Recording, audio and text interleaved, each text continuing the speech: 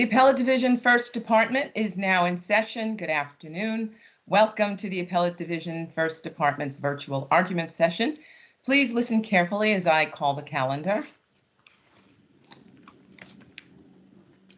People versus Philip de Blasio. For the appellant. Margaret Knight is here with NYU Law intern Karen Brill. Good afternoon. And that's 6 and 2. For the Thank you, Your respondent. Sure. Respondent. Good afternoon, Beth Fish Cohen for the people. 6 minutes. Thank you. Thank you. Morgan versus American Home for the appellant. Good afternoon. This is Michael McCune on behalf of the Port Authority of New York and New Jersey. That's 5 and 2. For the respondent. Thank you. Good afternoon, Your Honors. This is Kush Shukla from Marwitz and Wasserberg. I also have on the line co-counsel Bradley Peak, who is a member of the Texas Bar, but who has been admitted pro hoc in this matter by the court. I respectfully submit an application and request permission for Attorney Peak to argue on behalf of respondents. Okay, I'll grant that without letting you know about all the thousands of lawyers we have that are quite equipped to argue here in New York, but it's granted. Your motion is granted. That's 5 minutes. Thank you, Your Honor. Thank you. Elvin A. versus Japheth S. submitted. Wilmington Savings versus Scafidi. Michael Kennedy Carlson for appellant Carmela Scafidi. Good afternoon, Your Honor. Good afternoon. 6 and 2, and for the respondent. Good afternoon, Keith Abramson for the respondent, Wilmington. Thank you. 6 minutes. Caldwell versus Brezhnev is submitted. People versus Carly Herrera for the appellant. Good afternoon, Robert Dean for Ms. Herrera. 5 and 2. Thank you. For the respondent. Good afternoon, Philip Tisney for the Manhattan DA's office. 5 minutes. El Toro versus Bearburger Group for the appellant.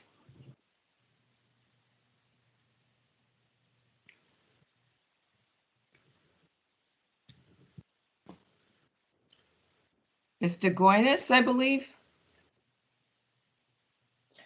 This is Mr. Marco. It's Mr. Gionis, the respondent. He was on before. I don't know what happened to him. I was muted. I'm sorry. I'm back. Okay. Sean Gionis it is? Okay, for the appellant, it's Gionis. Am I correct? Yes, by the law firm of Sir Tillman Ballin. That's 7 minutes. And for the respondent? Good afternoon, Your Honor. It's George Marco. I apologize. I can only do the phone today. My internet is down. That's okay. We understand. 5 minutes. Blue River versus SV and V Diamond for the appellant. Mark Hines, Ofek and Hines for Michael Gross Diamonds. 5 and 2. And for the respondent? Joshua Mallon from the law firm of Wegg & Myers. 5 minutes. People versus Nisia Stroud for the appellant. Hi, good afternoon. I'm Sabrina Bremer at the Columbia Law School extern who will be arguing. And I'm Mark Zena. I'm with Ms. Bremer. Christopher Marinelli for respondent. Oh, I didn't get to you yet. I'm sorry. That's 5 and 2, Ms. Bremer. And respondent? Christopher Marinelli for the people, Your Honor. 5 minutes. Great Jones Studios versus Wells is submitted. Onofre versus City of New York is submitted. People versus Dwight Thomas for the appellant.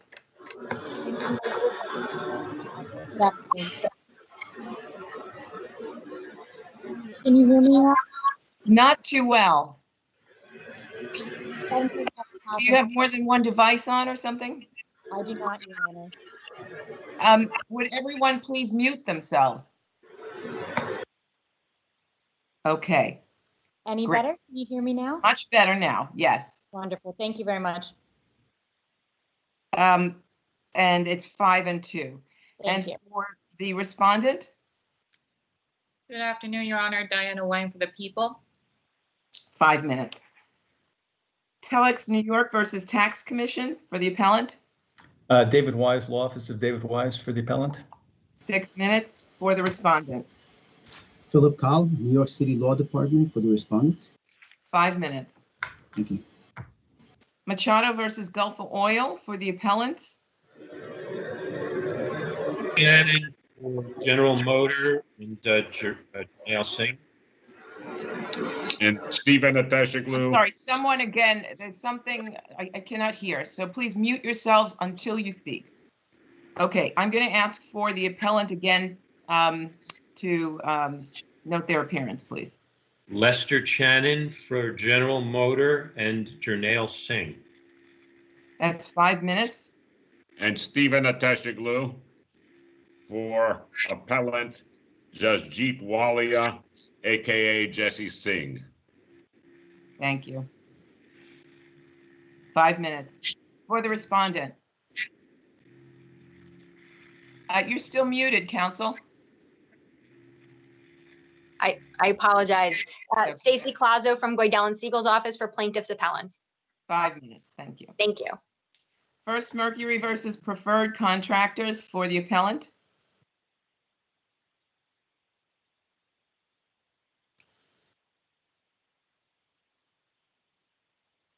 Ms. Gallagher.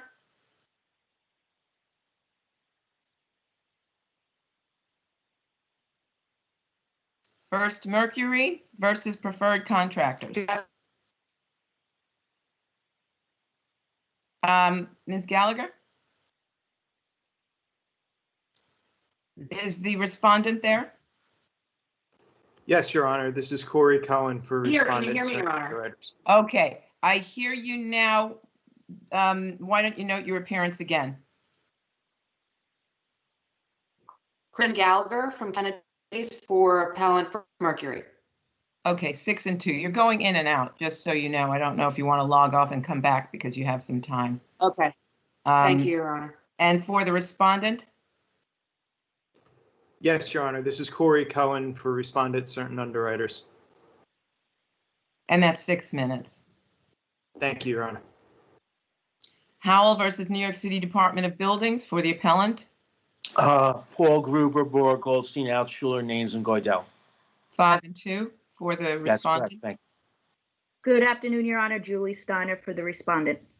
5 minutes, Ms. Steiner. Dixon versus Sum Realty for the appellant. Robert Drucker, Fleischner Potash for Sum Realty. And that's 6 minutes for the respondent. Yes, Your Honor. Good afternoon. Jason Levine for the plaintiff respondent. 5 minutes. Burke PC versus Azeh is submitted. Gibbs versus Kings Harbor is submitted.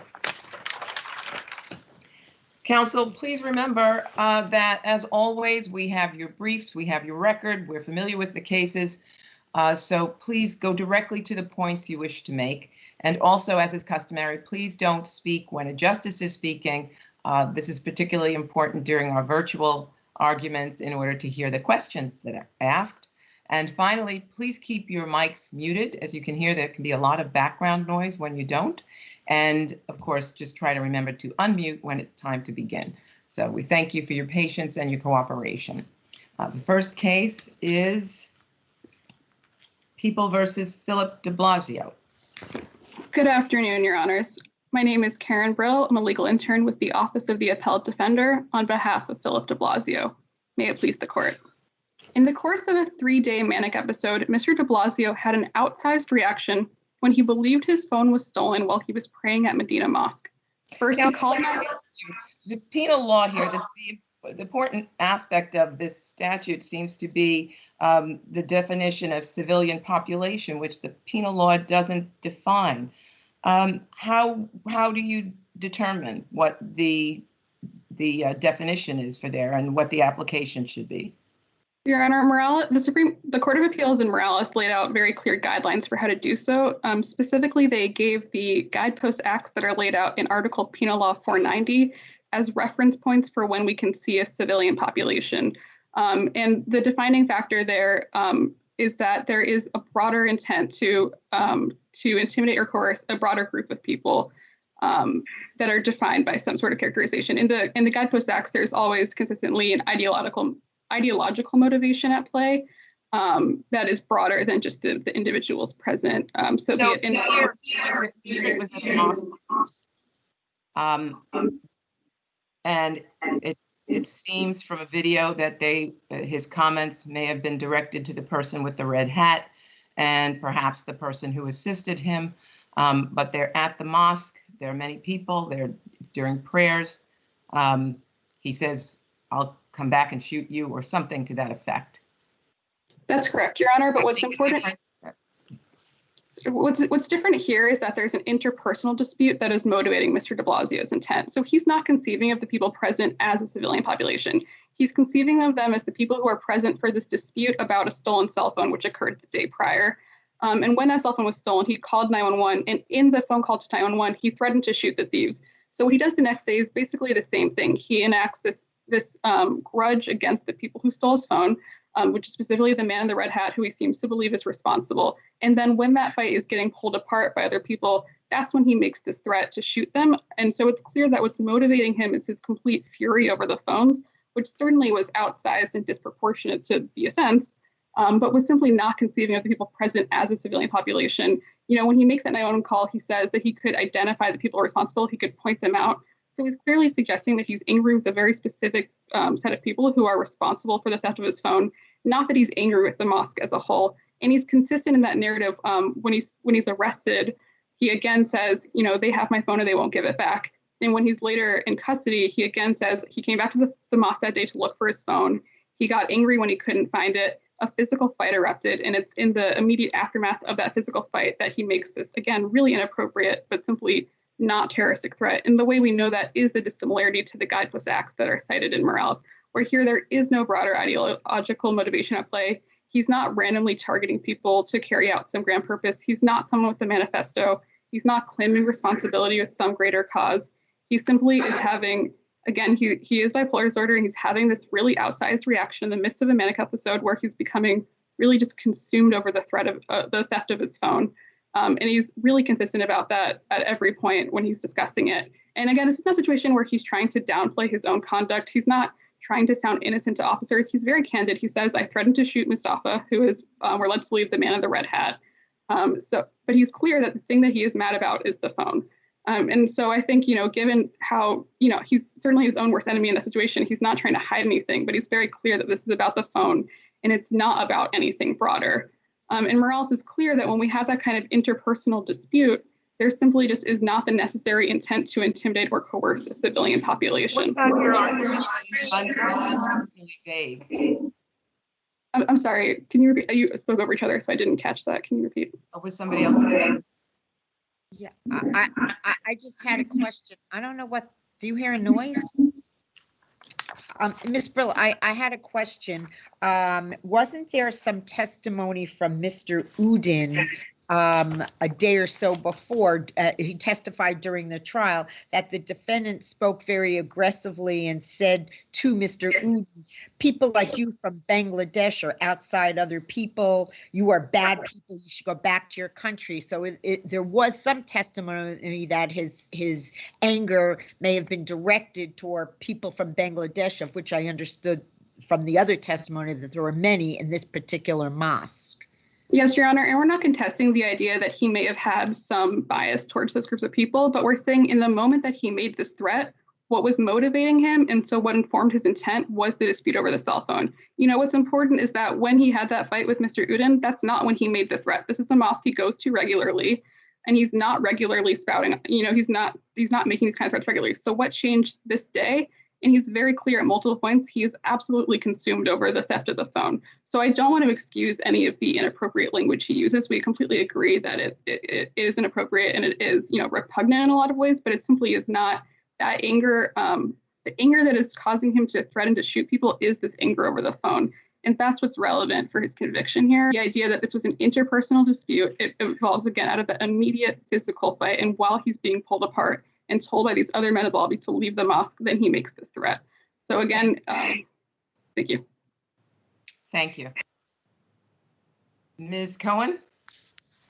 Good afternoon. May it please the court. The defendant's threat to shoot worshipers praying at a mosque does match the So collective. Ms. Cohen, the defendant said you guys, I believe, and it was at a mosque. And as my colleague Justice Capnet said, he referred to, Bangladesh people. But he seemed to be focused on the person in the red hat who, and to something to do with his phone. So how should we be looking at this definition, as I asked opposing counsel, this civilian population, where the courts have, at least in the Morales case, it indicates that we have to give the term its most natural and obvious meaning based on common sense and reasonableness. What was reasonable under these circumstances? What was reasonable, Your Honor, is that this was a threat to the community at large who worshiped in that mosque. As Mr. Hussein testified, this was definitely perceived to go well beyond an individual dispute. That when you look at the video, it's quite clear this is not a mob of people who are fighting against the defendant. It's basically one person. The other person is trying to separate them, and yet the threat was made to the whole community at large, which was the worshipers of this mosque. Now, why do you say that it was the language he used was you guys, and he was speaking, as you just said, to at least the person with the red hat and the person who was assisting that person.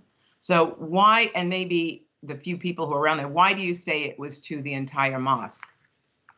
I say that partly because of Justice Kapnick's point that he expressed resentment and not only anger, but to say to the president of the mosque, you should go back to your country. To me, that fits within this intent to intimidate or coerce the population. The goal was broader than a personal vendetta in this case. But isn't that the person who came out? No, it is not, Your Honor. The person who was there a few days ago was not present during the altercation and the threat. It was a different person. He was president of the mosque. But I'm saying the president of the mosque, didn't he come out and address? Wasn't he the one who came out to address the defendant? No, he was not. He was not present during the day when the threat was made to shoot them with a gun. Ms. Cohen, this is Justice Kennedy.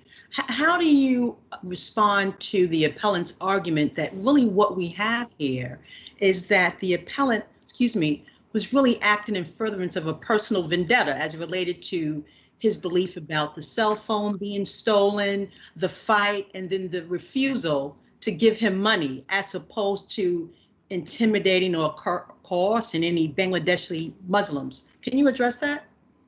I do think that it was broader than any personal vendetta because the people who were present were not part of this, and the repeated not only denigration of the Bangladeshi population, but the sort of desire to have some effect, which is what I think rises above a personal vendetta. He complained in his post-Miranda statement that the mosque was run by the Muslim people from Bangladesh who were of dark color. That was separate from any allegation about the phone. And also there is much discrepancy about the report of the cell phone. And there's a good reason to think this individual had nothing to do with it. Counsel, this is Judge Manzanet.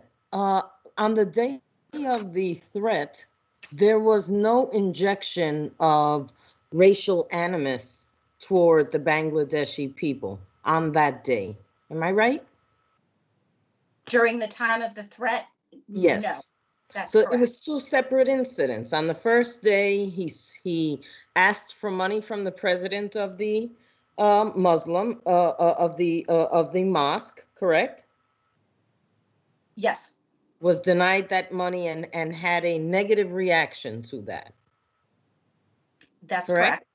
But on that day, he did not make any threats to the president, did he? I mean, his remarks, as your adversary conceded, were repugnant, but he did not make any threat of violence for failure to give him any money or any aid, right? That's correct. That is correct. So the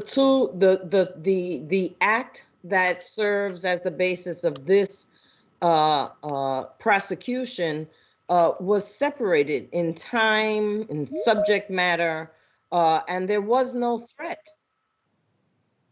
Yes, Your Honor. To me, the significance of the issue where he told the president to go back to the country shows that it's not just about a cell phone, that it pre-exists any alleged theft of a phone, that it's broader than that the objective is greater than that he's not happy about the people who worship Ms. Cohen, at that. you may be correct that in his mind, those two things may be connected, but I don't see any connection in terms of the acts of as against the president and the acts that were prompted by his belief that someone stole his phone.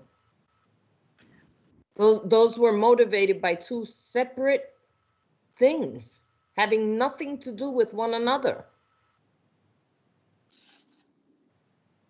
I'm sorry, I was waiting where I wasn't sure if you were finished. Your Honor, thank you.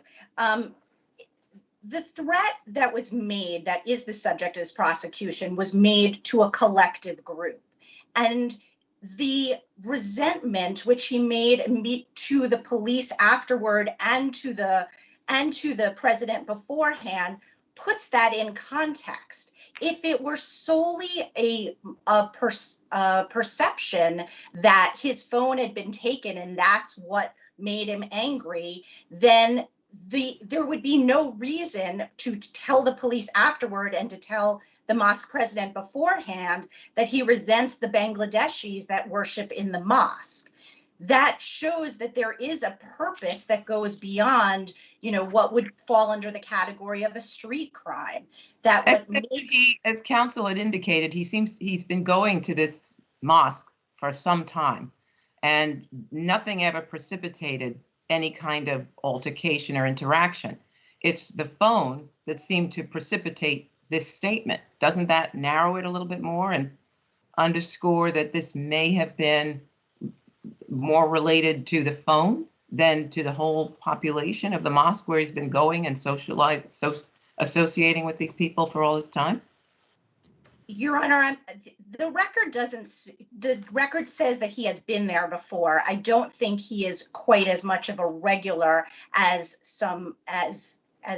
you may have said right now, but the defendant himself spoke about other problems in the past. He also brought up a claim that people had jumped him in the past years ago. There is some perception that goes well beyond any specific incident, and that these threats go beyond just a specific vendetta. There is no reason for the other people there to have been threatened, for him to specifically not just say, I'm coming back and shooting you because I think you stole my phone, but I'm coming back and shooting you while you're praying, which was very specific in terms of not only fitting in that Morales definition of what constitutes a terrorist act, but that it was made to a greater community. Morales says, I'm sorry. Thank you. Ms. Brill, you have 2 minutes. Thank you, Your Honor.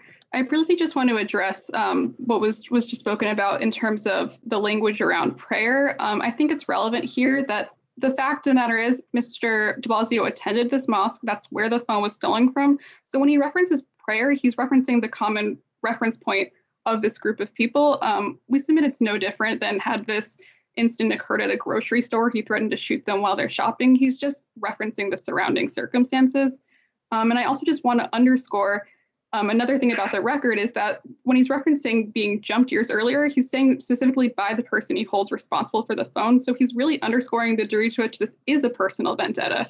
And so when he makes that threat and other people are around to hear it, it's not that the other people are specifically being held responsible for the theft of the phone, but that is what he's angry about. And so when they try to break up the fight, he gets caught in that, they get caught in that anger, but that his anger really is very specifically tied in this moment to the theft of the phone.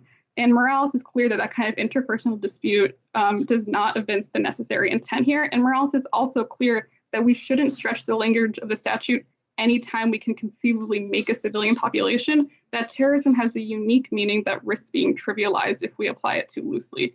And to apply it here where there really is this clear interpersonal proceeding dispute would be stretching it too far. And so we ask, thank you. Thank you. Ms. Brill, you're an NYU intern, still in school. That's right. Congratulations, very nice job. Thank you both. Thank you. The next case is Morgan versus American Home. Matter of New York City asbestos litigation. Yes, good afternoon, Your Honors. May it please the court. My name is Michael McCune on behalf of the Port Authority of New York and New Jersey. The Port Authority appealed the decision from the lower court, which denied summary judgment based on plaintiff's common law negligence and labor law 200 claims. As you're aware, under labor law 200, the plaintiff must prove that the landowner has exercised supervisory control over the means and methods of the work. That is not the case here. Counsel, you rely on the Brown case, I noticed. Is that correct? Correct. That is correct, Your And Honor. so if your reading of the Brown case is incorrect, then should we be affirming here? The Brown case is very similar to the facts here, as in the Con Edison in Brown was not the Brown case. The holding in Brown should be the same holding here. Summary judgment. What is that holding in Brown? What is that holding in Brown? That the plaintiff did not prove that the premises defendant or the landlord had supervised or controlled the means and methods of the work that did expose the plaintiff to asbestos. That's Counsel, a similar I'm scenario wondering here. what reading of Brown you have, because 3 of us were on that case. And the way you've summarized Brown in your papers is just not accurate. You indicate that the first department upheld the trial court's decision, and the trial court's decision was reversed. I don't know if it was exactly on that aspect. It was the appellate court, the first department, held that there needs to be evidence that the premise owner mandated or gave specific instructions to the contractors that perform that work. And that's not what the Port Authority did here. This was a Pan Am job. And Port Authority was not present was not the contractor performing that work. But Mr. McEwen, isn't there still testimony in this record that, in fact, even though they weren't the contractor, that they were giving directions, that the contractor had to go to the Port Authority to get approval on the materials to be used? I mean, how can you say that there was no control? There was. The record shows there was control in this case. Thank you, Your Honor. The first department has previously held in the Delana case that general oversight does not rise to the level of liability under Labor Law 200. Counsel, as my colleague just stated, though, we're not talking about general oversight. We're talking about that there's testimony in the record that that your client controls specifications and that you had to approve the specifications for the work that was done, which is much more than simply general oversight or control. Thank you, Your Honor. The difference is the plaintiff needs to prove that the Port Authority actually gave specific instructions to the contractors on, for example, how to sand joint compound or anything. And that's not our case law doesn't say that. Our case law is not that restricted, counsel. And the facts that we have here, as have been alluded to now twice, the specifications and the contractual ability that Con Ed had to oversee this work with its many engineers, I believe, that were on site, is sufficient under our precedent. Thank you, Your Honor. Under the Mazzotti case in 2002, the first department held that Counsel, don't go back to landlords, 2002. You stepped away from Brown because perhaps you have now realized that you cited the dissent in Brown rather than the majority opinion, which Judge Renwick, Judge Kapnick, and I were on. And there we were very clear in facts not too dissimilar to this. Okay, thank you. I harken back to the approval of materials or specifications on how to use that. There's no evidence of that in the record. There's no evidence of that in the Wassel deposition. Okay, counsel, you know what? You're repeating the same thing. I'm going to ask that you take a look at the very contract here to see the kind of specifications that Port Authority, the kind of oversight that Port Authority had. And you have 2 minutes for rebuttal. I'm going to go to Mr. Peak now. Thank you. Good afternoon, Your Honors. And before I jump into it, thank you for allowing me to speak in front of Your Honors today. As an attorney from Texas, I do appreciate the opportunity to speak on behalf of my clients. I was going to go directly where you went, to the Brown v. Bell and Gossett case that was actually handled by 3 of Your Honors, as you all mentioned here just recently. In that case, what was so important and why it's directly on point is because of what you all stated in the opinion there, that an implicit precondition to the duty under the landlord labor section 200 law is that the party be charged with the obligation, have the authority to control the activity bringing about the injury. That is to either enable it, avoid it, or correct the unsafe condition. You went further and you said that the owner had the ability to prevent the hazard ultimately causing the plaintiff's injury, namely the application of asbestos-containing materials.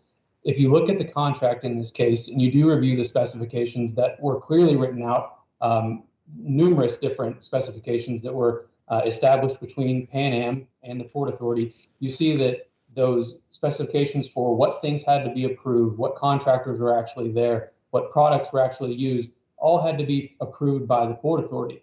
And to go further than the contractor, we have deposition testimony from 2 witnesses, Mr. Grill, and then the witness in this particular case, Ms. Wassel, who identified that those things actually happened on the premises, so that we're not just relying on a contract, we're actually relying on testimony from a project manager for Pan Am that actually dealt with this stuff on a daily basis. I want to ask you about Ms. Wassel's testimony. Port Authority seems to indicate that Ms. Wassel never worked with the decedent. Is that accurate? No, Your Honor, thank you. What the Port Authority is trying to portray here is that only on one day during this time frame of several years that they worked in the same environment was she able to identify that specifically I stood next to Mr. Hildebrand and I could see the bags of the joint compound all at the same time. That doesn't change the fact that they worked together the same day, in the same area every day for years while this ongoing renovation was occurring at the JFK Pan Am terminal there at the airport. Thank you. Are there questions from any of the other justices? Thank you, counsel. Thank you. Mr. McKeown? Thank you, Your Honor. Yes. In the order and decision from the lower court, they cite the Brown case in stating that there has to be the issuance of detailed specifications directing contractors in the means and methods of applying asbestos products. There's no evidence of that in the record, which is why I cited the Brown case. And I apologize if I cited it incorrectly, but yeah, you misrepresented. That is what I'm trying to connect. Actually, you misrepresented the facts. Okay.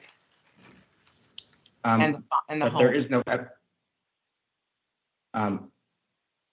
Well, if I read it correctly in the order, I would have to say that there is no issuance of detailed specifications on how to use the asbestos-containing product.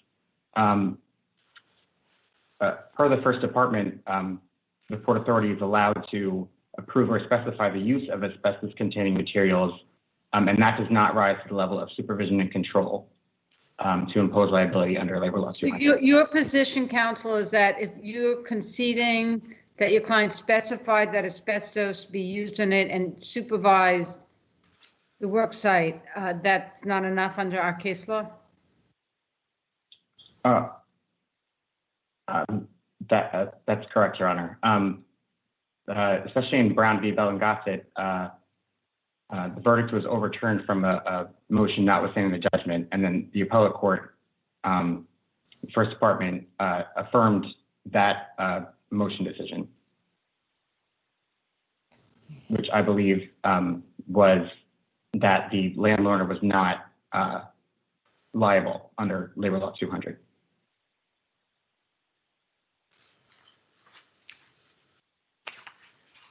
Thank you, Your Honor. Thank you, counsel. Wilmington Savings versus Scafidi. Good afternoon, Michael Kennedy Carlson for appellant Carmelo Scafidi. You may begin. Good afternoon for respondent Keith Abrams. Hi. Mr. Scafidi, I'm sorry. Mr. Carlson, you should begin. The opposition that Mr. Scafidi did pro se and submitted in opposition to motion sequence 1 was before the court on motion sequence 2. It was exhibit F to respondent's motion to re-argue, but the papers are already there. And certainly, wait, if I was... Wasn't there a default here? The motion sequence 2 was granted as unopposed. He didn't put in any separate opposition to motion sequence 2, but his opposition for motion sequence 1, explaining all of his defenses and rationales as to why. The motion there was a motion made, and it was to dismiss, and the court granted it. Then there was re-argument on that, and there was a default, and the default was never vacated. So how do we address those issues now? We can't address those issues. I would say that the court, I would ask that the court should have considered the opposition to motion sequence 1 that was attached as. That's not the way it works. You know, we don't view what's in the papers from before when someone doesn't show up. I mean, it was a default on the argument. Well, when you say doesn't show up. They had introduced additional information on re-argument in response to the judge's decision. And there was no challenge to that. There was no opposition, and the court granted their request. And so there was that was the default. So how now? I didn't want to interrupt. Go ahead. I would say, for one, I'm not entirely sure as far as not showing up. Motions in the Bronx are typically on submit, at least initially. There was no opposition. No opposition. This was my words, show up. I don't know whether they showed up or not, but they didn't oppose. If they don't oppose, then they're going to be in default. I certainly would have put in a separate opposition, but for a pro se party.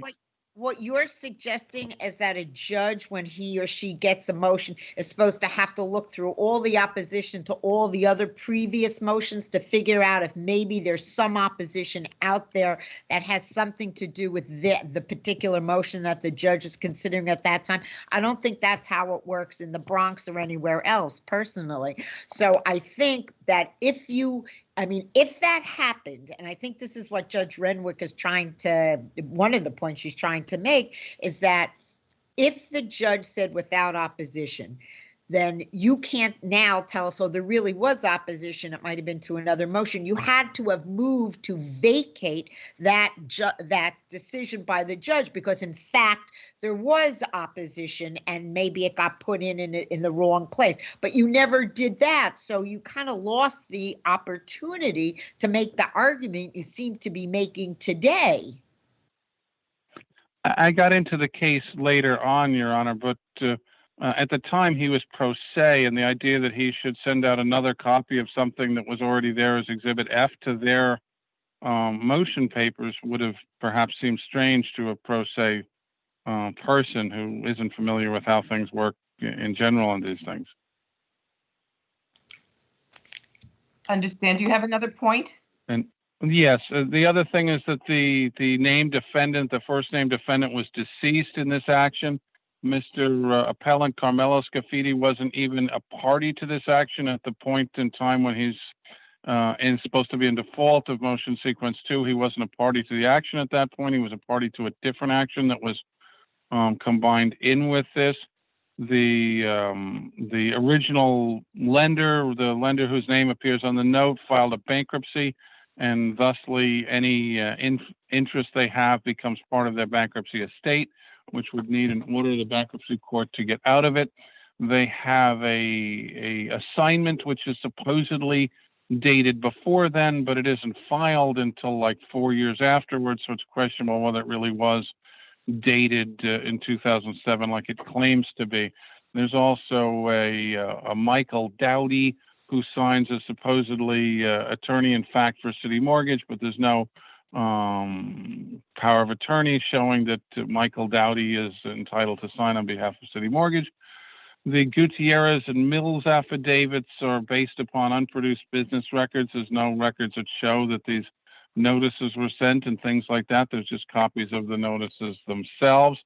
The notice of default requires a telephone call to verify how much you have to pay, not telling him how much he has to pay to cure it, which of course takes away the protection of needing a written notice of default, because it says, and call us to check the amount. And the complaint did say that the amount was accelerated pursuant to the terms of the note and mortgage, which includes, therefore, compliance with the notice of default requirement, and that allegation was denied in the answer. Thank you, counsel. Thank you, Honor. Respondent, Mr. Abramson.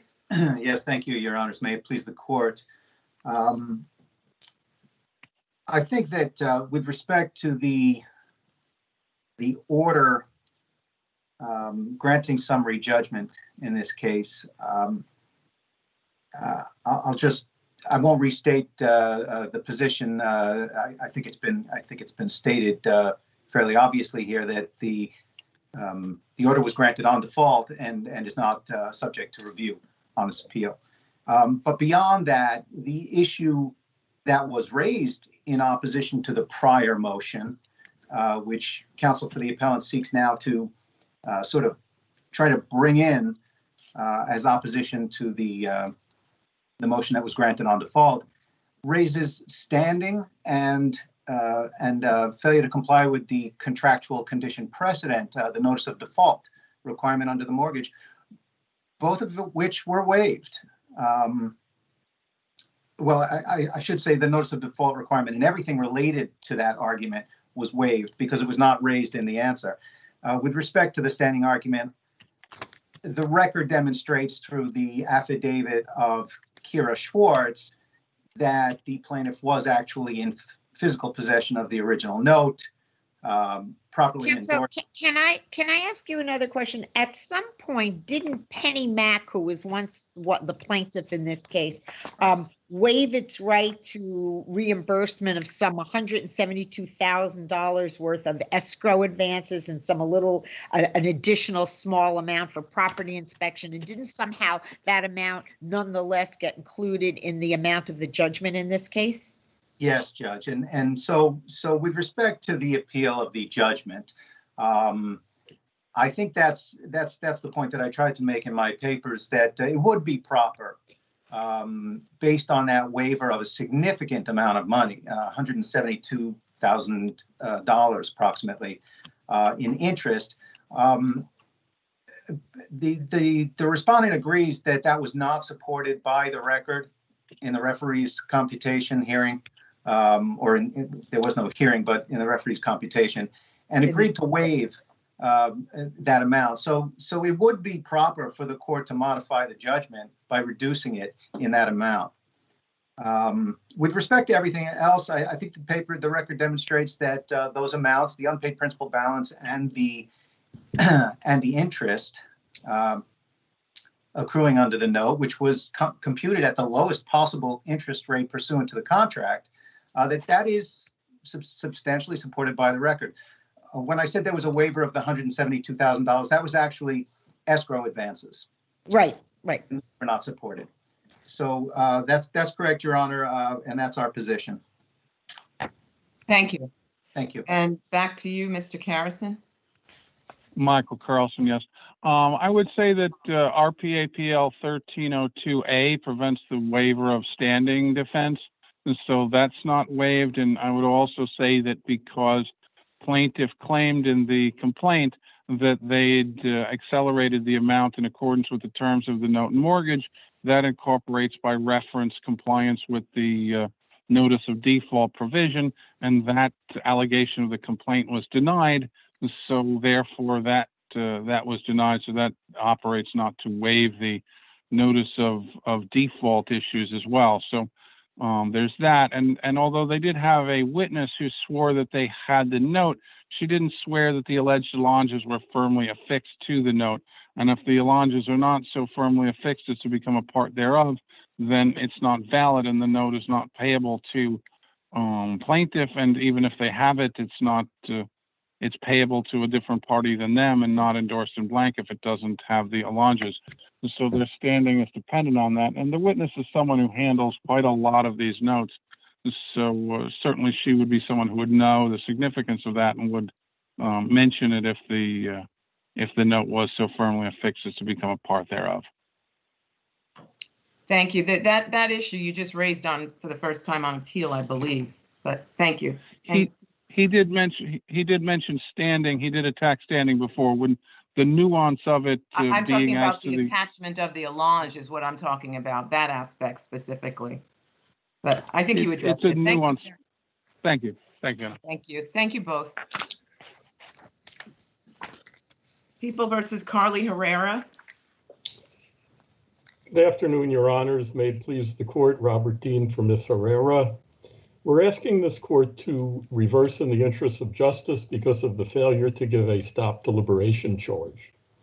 The charge in this case, both in the main charge and in the supplemental charge, was precisely— Counsel, I just want to ask you, you're absolutely right that the charge should have been given, that stop deliberation introduced into the verdict sheet, but there's no objection here. I think even after there was a note from the jury where the court obviously had to ask how the parties wanted to address that. Still then, there was no objection, no comment from the defense counsel. Right. Does that then, yeah. Right, it's unpreserved, and the court gave the wrong charge twice, both in the main charge and in the supplemental charge.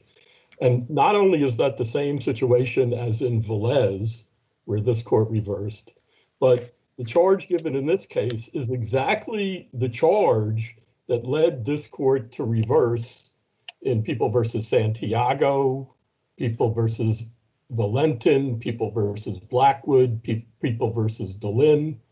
All these cases are on page 9 of my reply brief, by the way. People versus Rowley, People versus Calaswano. Therefore, this case is distinguishable from none of those cases where this court reversed in the interest of justice, notwithstanding a failure to object. And I would also point out that the trial in this case took place after this court's decision in Velez, after this court's decision in Rowley, and after this court's decision in Calaswano. Therefore, the trial judge should have been well aware of what the proper charge should have been. So that's true, Mr. Dean. You're right about the timing, and it seems that the standard, I guess, verdict sheet was not changed until sometimes after, but Velez had already been decided. Right. This is not a verdict sheet case, and the only verdict sheet case, none of these cases that I just mentioned were verdict sheet cases. The verdict sheet doesn't have to have anything on it about stop deliberation. And that's not what we're complaining about. The verdict sheet issue was raised in 2 cases recently where the court declined to reverse in the interest of justice. And that is in the Macon and Davis cases where the court did give a stop deliberation charge. And the complaint was that it was not in the verdict sheet, which is not an error at all. And therefore, no reason for this court to reverse in that case.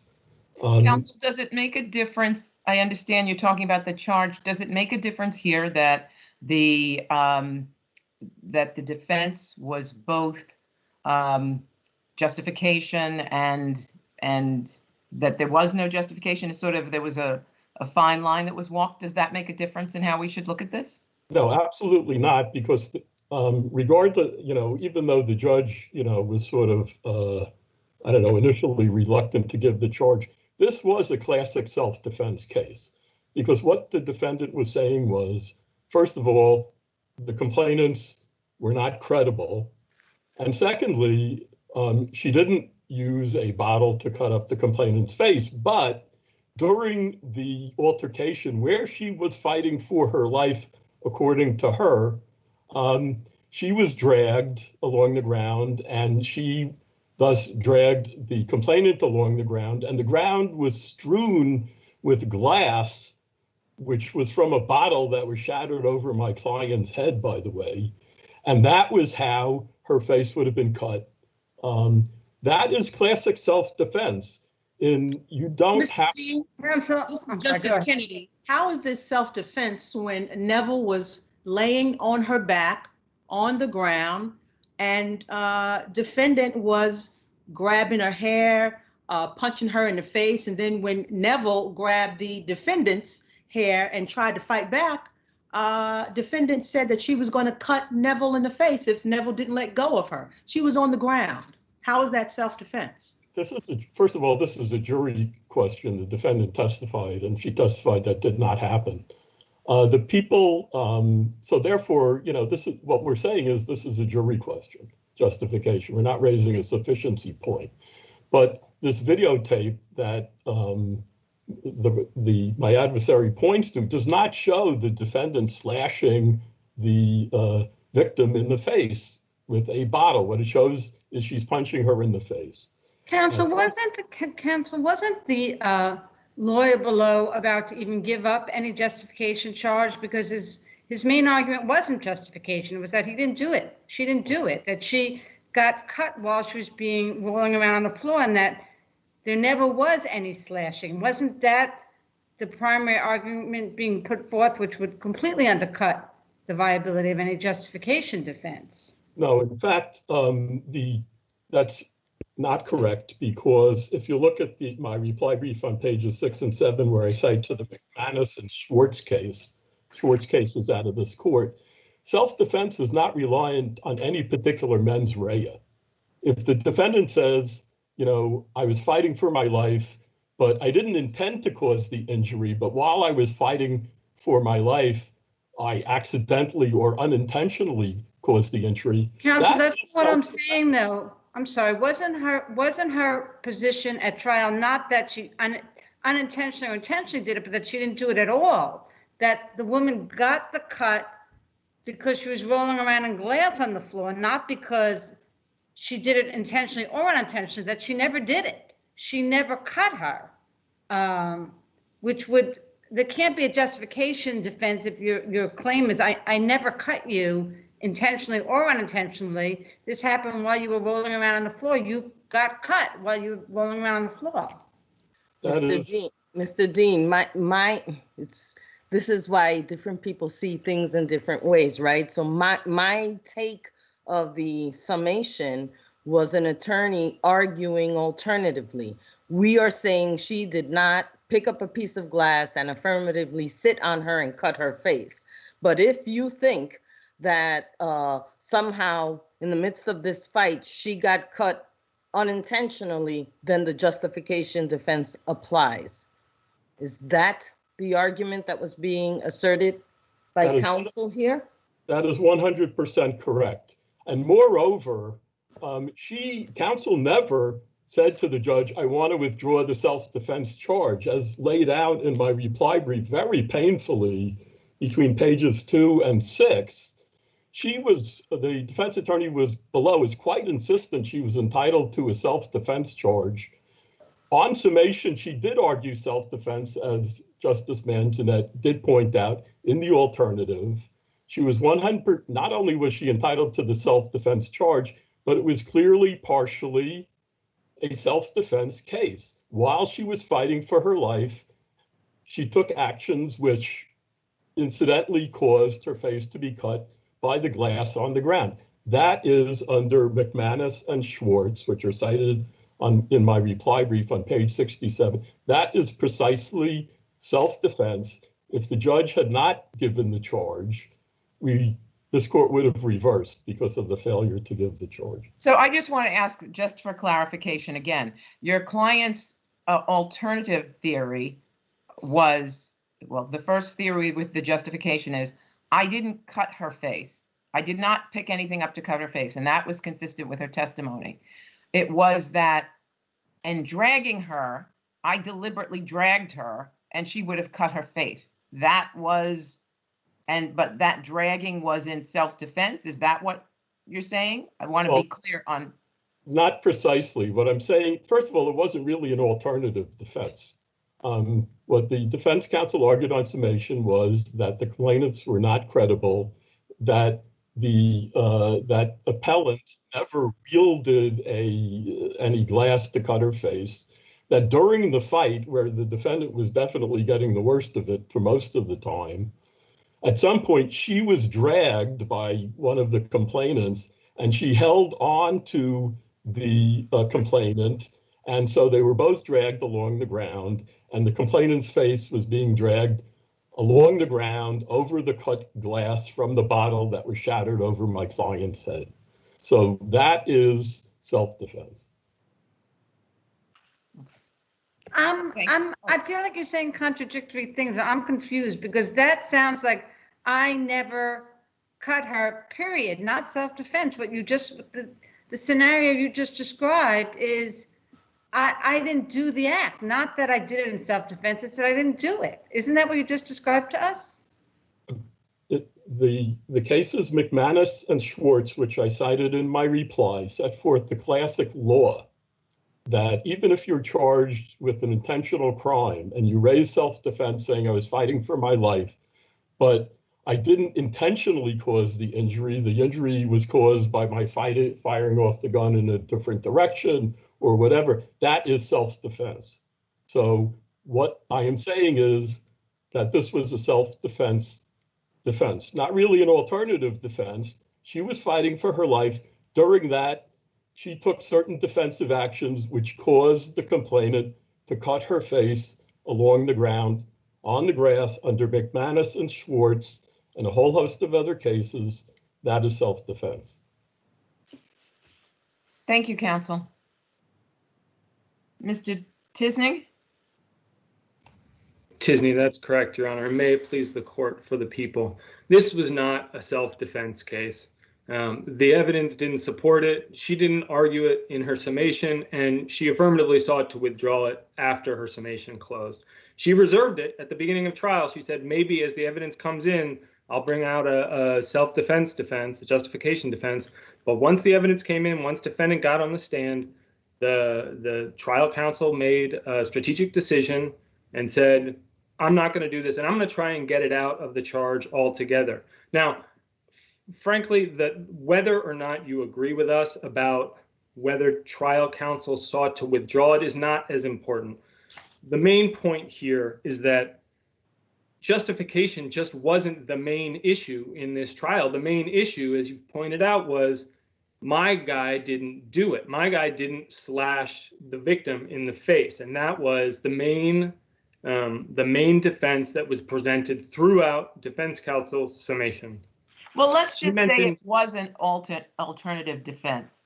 Is a defendant not entitled to an alternative defense? Of course they're entitled to an alternative defense. The reason you don't make it as a matter of strategy, though, is because you get things that happen just like what happened with the jury's first note here. The jury went back into its room and said, you know what?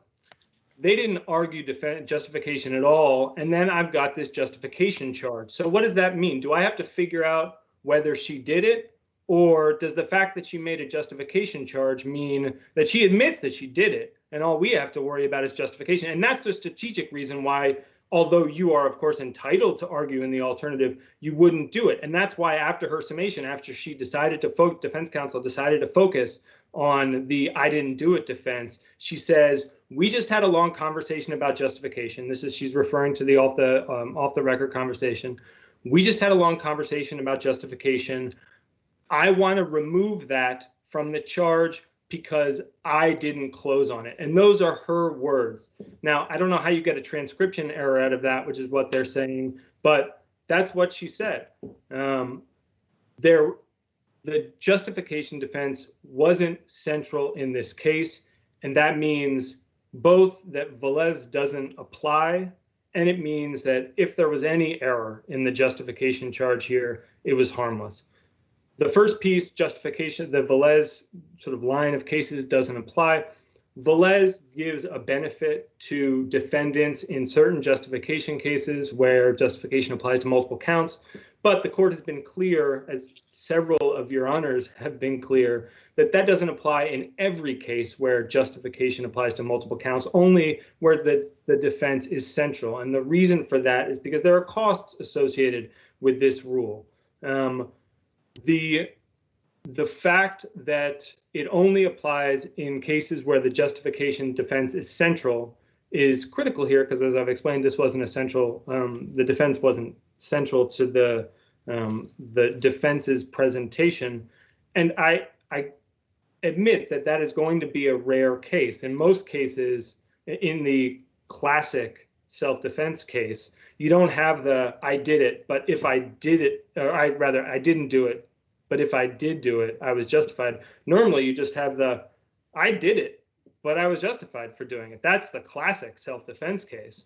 That's going to be most of your justification defense cases. This is a fairly rare case. Your honors haven't ever decided that Velez doesn't apply on this basis, but this is one of those rare cases. Now, setting that aside, the fact that the defense didn't base their argument and summation on this, the fact that they sought to remove it from the justification from the charge altogether, the fact that the evidence that came in at trial just didn't support it at all, shows that any error in the justification charge here was harmless. It's not just the conflicting testimony or defendant's account of how this fight happened. There was video. There were 4 separate videos. 2 of them showed the defendant sitting on top of the victim, slamming and dragging her fist across the defendant's face. It's not just, I'm punching you, it's I'm punching and dragging. And that very distinctive motion the victim described when she got up on the stand was, in fact, the defendant slicing her face with a piece of broken glass. Of course, the victim also testified that that's exactly what defendant told her she was going to do just before she did it. And then after she got cut, the victim screamed, as you can hear on the video, screamed, "She's cutting me." So the evidence at trial just completely undermined any suggestion that that this was in response to some mortal threat posed by the victim. It just wasn't there. Thank you. Are there any other questions? Are there any questions? Thank you. Thank you, Your Honor. Mr. Dean? Yes. First of all, the idea that defense counsel sought to withdraw the justification charge, as I point out by a lot of quoting on pages 2 to 6 of my reply brief, is absolutely untrue. She was absolutely insistent she was still wanting a justification charge and objecting to the court's thinking of not giving it. Also, in terms of the video, there's nothing in the video which establishes that my client cut the complainant's face.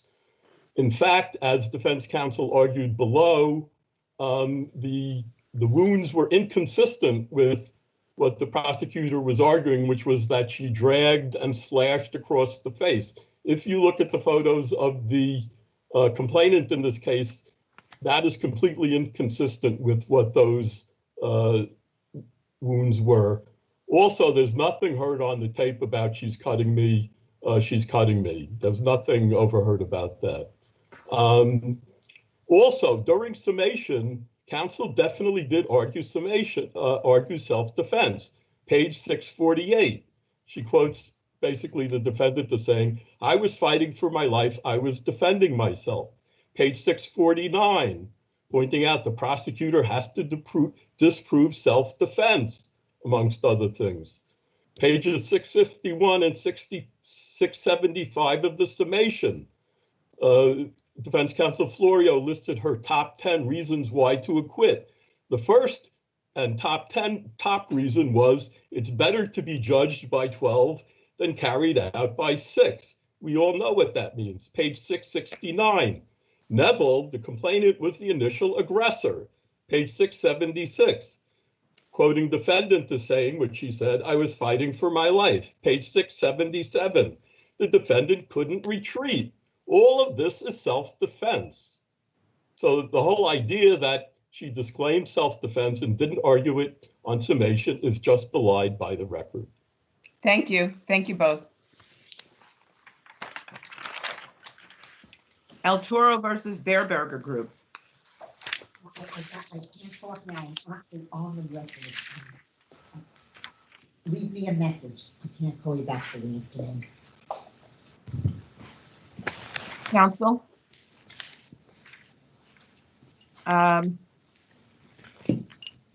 Mr. Hine, I'm sorry, Mr. Jonas? Yes, here I am. I had been muted. I'm sorry. No, that's the right thing to do.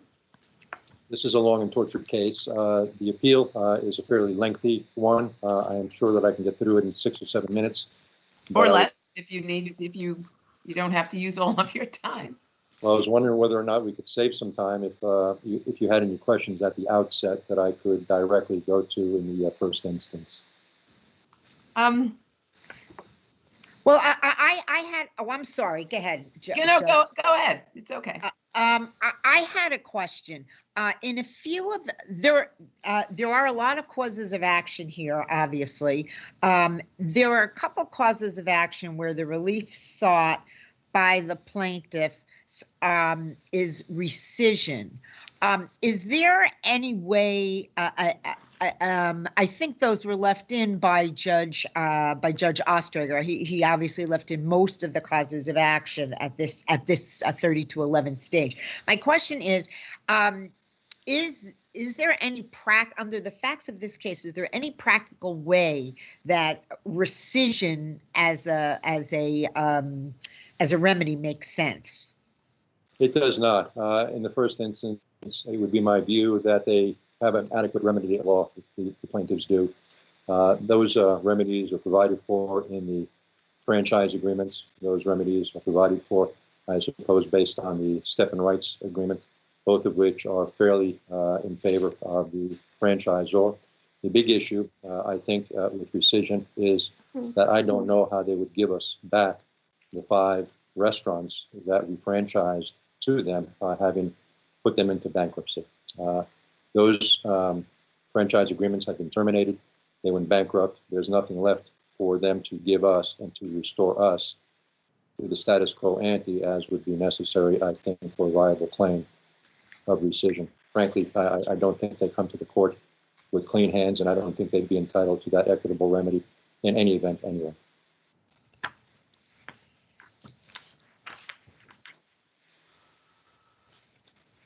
And I wondered if you could perhaps talk about the fraud causes. There's a couple of different fraudulent concealment, fraudulent procurement of trademarks. Can you discuss a little bit why you don't think any of those causes of action makes any sense in this particular case?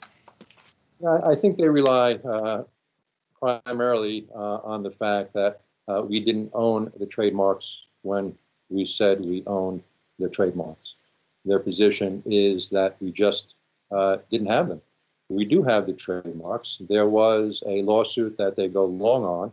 I think they spend most of their briefing time on this Stavroulakis litigation, who was a partner of the franchisors. We had an internal dispute with them. Mr. Sitaris, or whoever wrote the respondent's brief, went kind of along with Stavroulakis as if this were the Stavroulakis case. But that case ultimately was resolved. That case was resolved.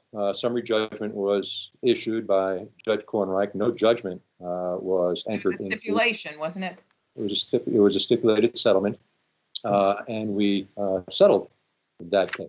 And therefore, there is no collateral estoppel effect given to that case. There is no res judicata effect given to that case. There wasn't an identity of issues. There wasn't an identity of parties, and ultimately there was no judgment entered, which is a precursor to having that done.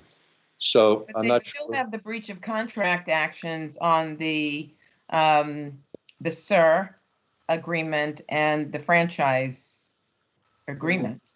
I'm sorry, right? ma'am. There still is a SIR agreement, yes.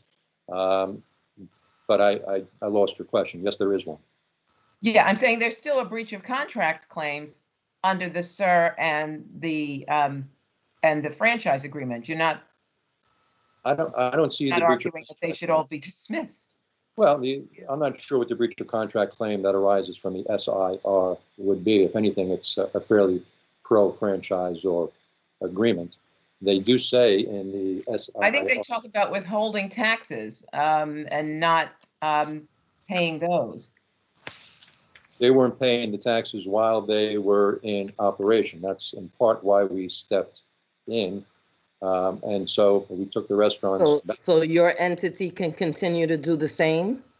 Same insofar as what, pay the taxes? Not paying the taxes? No, we paid about $1 million of their much larger tax debt. And that's in part of our damages. We let out a lot of money to pay their taxes. They were responsible at all times under the franchise agreements and under the SIR to pay their taxes. It's written in all 5 franchise agreements. Well, the allegations, or some of the allegations here, seem to suggest that these agreements that I don't know how these plaintiffs entered into, but that's not, that's not a question for you, made it almost impossible for the plaintiffs to run these restaurants and make any kind of profit. There were so many misleading statements considered therein. They entered into these agreements and they lost all of these restaurants. There's all kinds of different misrepresentations in there. So, I mean, you want everything dismissed at the 30-11 stage when they've made all these allegations? Well, the allegations are, in many cases, and the ones that we want to have dismissed most, are the ones that are belied by the documentary evidence. Documentary evidence is franchise agreements, comes from the SIR agreement. Okay. So they had obligations, far more than the obligations we had. We provided them with restaurants. They signed the franchise agreements. Unless they are contracts of adhesion or were somehow slid by the state of New York, who authorizes those franchise agreements, these are acceptable and complete franchise agreements, which are not illegal. They are no different than any other franchise agreements, I think, that are authorized by the Attorney General's office. Okay, thank you. Let's hear from opposing counsel, respondent. Mr. Marco, I believe.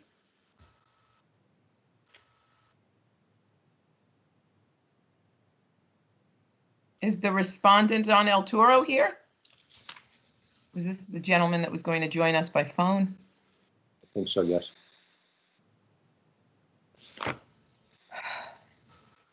I'll give him a little bit longer. Mr. Marco?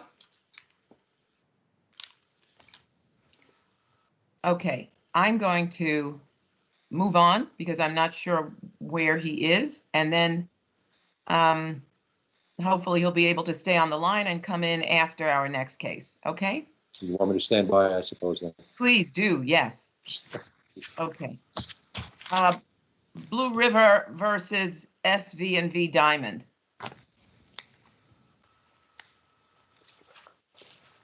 Okay, let's see if we have Mr. Hines, I believe it's supposed to be.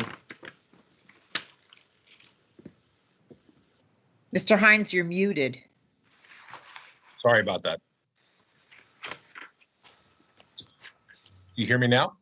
Yes, we can. I apologize. The memo, the invoice at record page 198 is dispositive of this action. There were 2 claims, unjust enrichment and conversion. The invoice, which I think we've. Except I don't know that the invoice was a part of the motion that the court had before it, below. Hello. Okay. I'm sorry. Hi, this is George Marco. I apologize. I don't know what Okay. happened. Since you barely really don't began, know what Mr. happened. Hines, I'm going to recall your case after I hear this one. All right? Understood. Thank you. Okay. Mr. Marco? I really apologize. My internet It's is okay. down. We and now for understand. some Why don't you reason just the- get to the argument? Okay, sure. Really, they've been trying to paint this whole case as no harm, no foul, which is not true. First of all, by lying in the FDDs and the franchise agreements as to who even owned the rights to the franchise system, they clearly deprived the respondents of an opportunity to make an informed investment decision. And whether those violations were material to Counsel, that this is decision Judge Kern. How is are a you question harmed of by fact. that? Counsel? How are you Well, harmed that is by? sure. That is the harm. They're entitled to accurate information in order to make an informed business decision. I find it highly unlikely that a business person would buy into a franchise that's been accused of stealing the goodwill and IP of another company. Didn't it say something in the franchise agreement about there would be litigation that you would not have the right to learn about the litigation? Wasn't there something about that in the franchise agreement? No. I mean, no, given a statement, it's may I actually, just finish? May I just finish? I'm, Counsel? I'm sorry. Just hang on a second. sorry. I mean, given Yes. that statement, and then you can tell me if you think it's right or not. Shouldn't they have asked the question, what litigation? Is there litigation?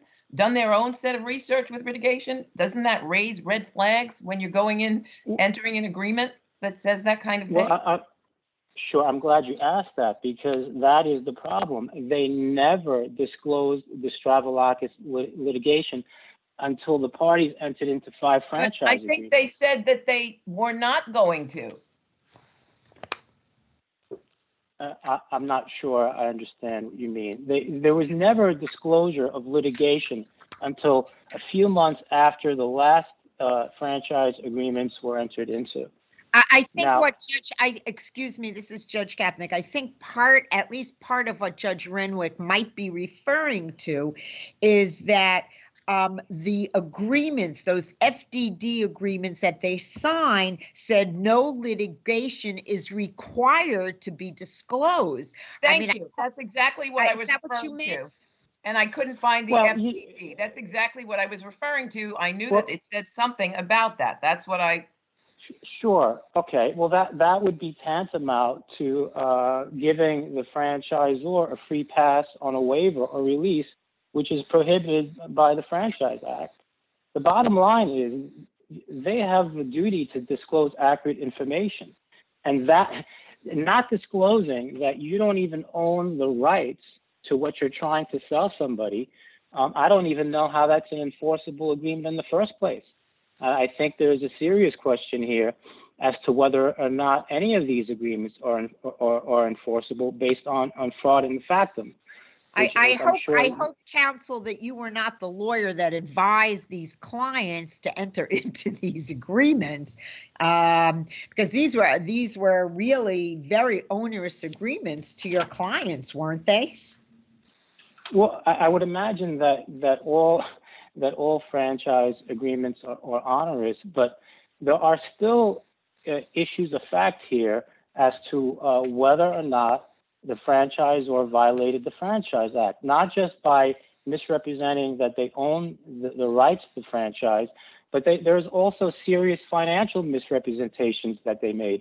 One in particular is the fact that they never disclosed that the person who is actually preparing audited financial statements and attaching them to the FDDs is actually a member of the company and a CFO. So if that's not a conflict of interest, I don't know what is.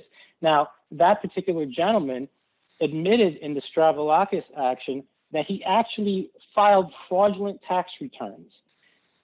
So I don't see how any of the information that that gentleman prepared, which my clients would have most likely based their decisions on to enter into FDDs, could be reliable or trusted. And there's issues of fact as to whether or not those type of financial misrepresentations cause damages. So look, I think that it's clear. I don't know how many pages the complaint is. I forgot, but it's very detailed, and I think that it's more than sufficient to plead fraud under the Fraud Act, both for damages and rescission if the court finds that the violations were willful or material. Those are all issues of fact. Can I ask you this? May I ask you the same question I asked Mr. Gionis, which is, how do you get rescission here? I mean, how is that even a possible remedy at this stage of the not the litigation, but at this stage of what's going on here? Well, rescission is something that an aggrieved party under the Franchise Act is entitled to. It's in the statute itself. But in reality, and there is a remedy. How can you? There may be damages. I get that there could be damages, but under the facts here, where there's a bankruptcy and stuff like that, how are you going to get everything back? I mean, how are you going to be able to actually have a rescissionary remedy under the facts as they stand today? That's my question. Well, the franchisees, if it's found that they were defrauded, would be entitled to their investment back at a minimum with interest. And that's, I believe, what they're entitled to under the Franchise Act. Well, that's kind of like monetary damages, isn't it? Sure. Yes, it is. It is like monetary damages, but like I said, under the Franchise Act, it's damages or rescission where the court finds that the violations were material and willful. So they're both viable causes of action at this early stage in litigation, because obviously there's been no discovery. Thank you, counsel. Thank you. And thank you both. Mr. Gionis, you didn't ask for rebuttal. Thank you both. Okay, so thank you. So now we're back to Blue River versus SV&V Diamond. Mr. Hines? Yes, Your Honor. I think you had asked a question about, I think you had raised something about the invoice, I believe. Yeah, Your Honor asked about whether it was part of the record. It was not part of the liability motion. In fact, we think it was affirmatively concealed, not only in the liability motion, or for that matter, the complaint, because this transaction that resulted in the invoice took place 14 months before the action was filed. Counsel, Judge Kern, how could it be concealed when you never had a document request where you requested any documents? It was concealed by... Weren't you required to request documents relevant to the transaction? And it should have, yes. What I'm saying... But did your client ever request any documents in the underlying litigation before liability was imposed, where this invoice would have been discovered if you had requested in the first place? I do not believe so, no. So how can you then complain it wasn't produced if you never requested any documents? Well, again, I'm not complaining it wasn't produced simply because it wasn't produced. I mean, this action is predicated on a claim of conversion and unjust enrichment for an item that was sold.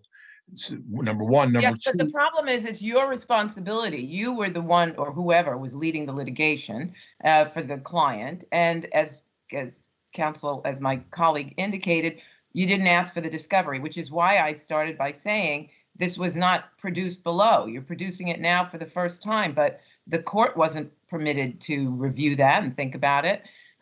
So I'm just saying, you know, if you had it before and then it was something that we could consider now, that would be different.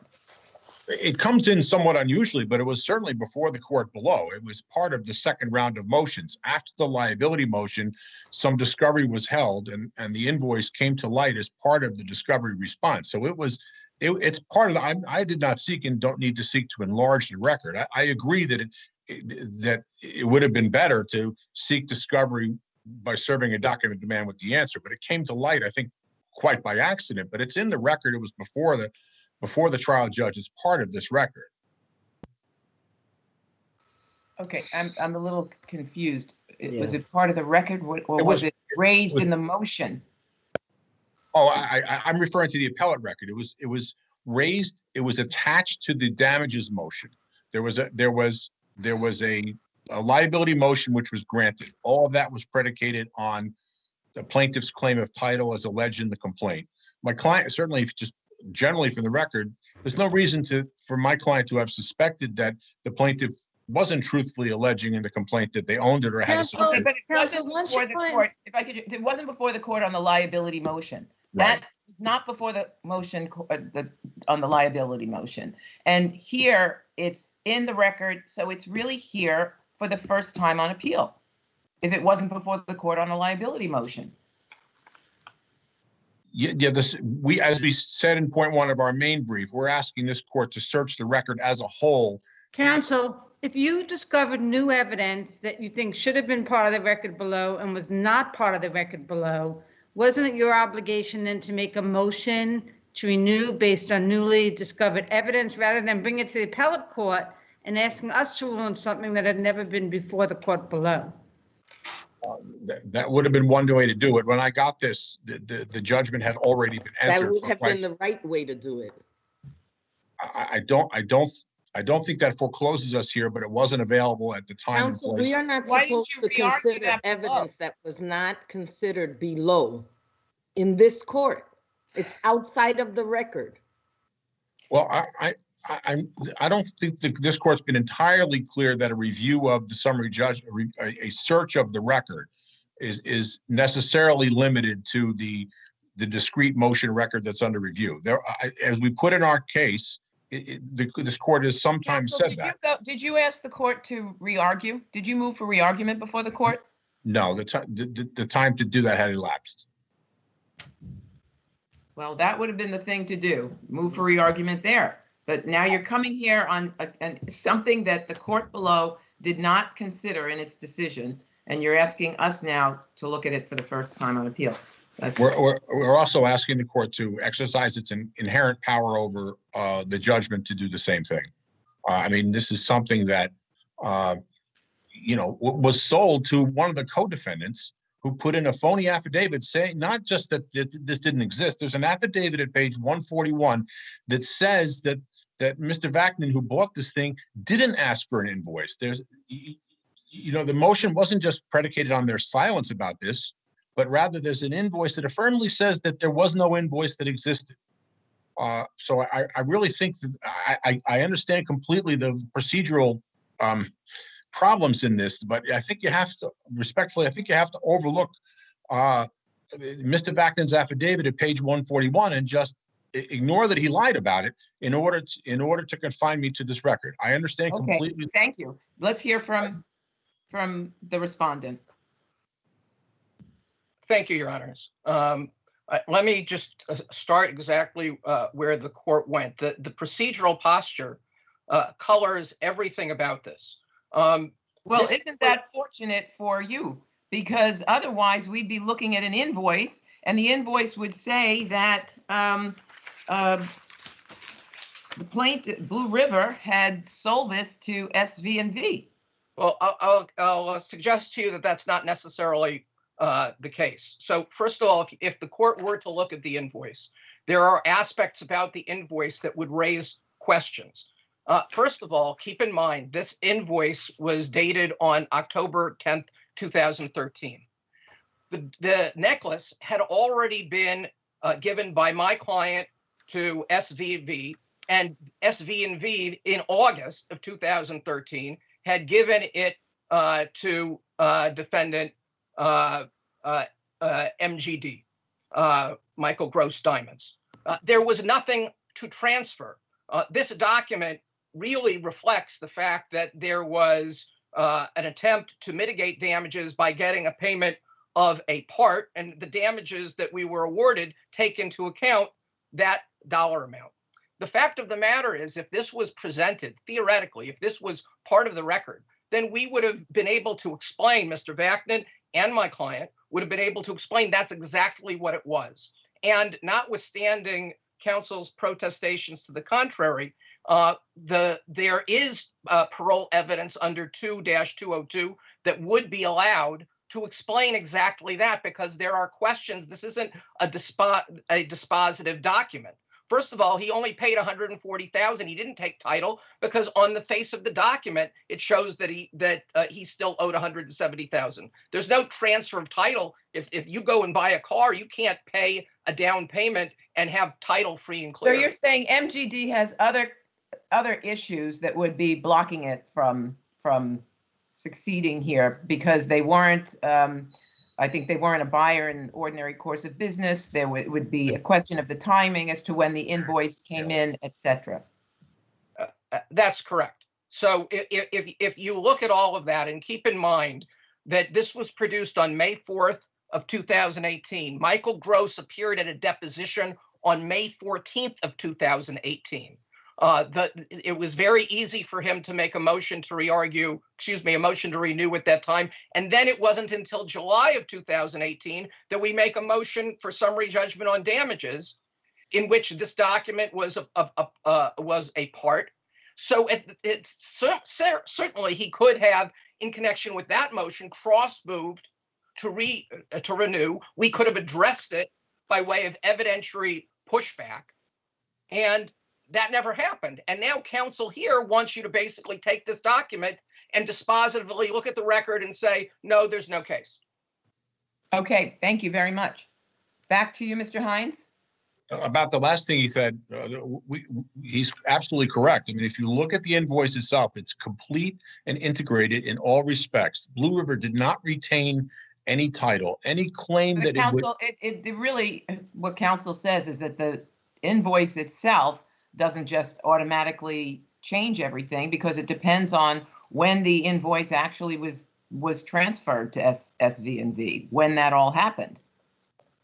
Well, there's no dispute about when it happened. It happened on October 13th, 2014. And by that time, SV&V had already given you, I think, the necklace. But Blue River's whole, that dispute is independent of what we're addressing here. What we're saying only is that Blue River sold it to SVV and thus lost its conversion claim. It didn't own it anymore.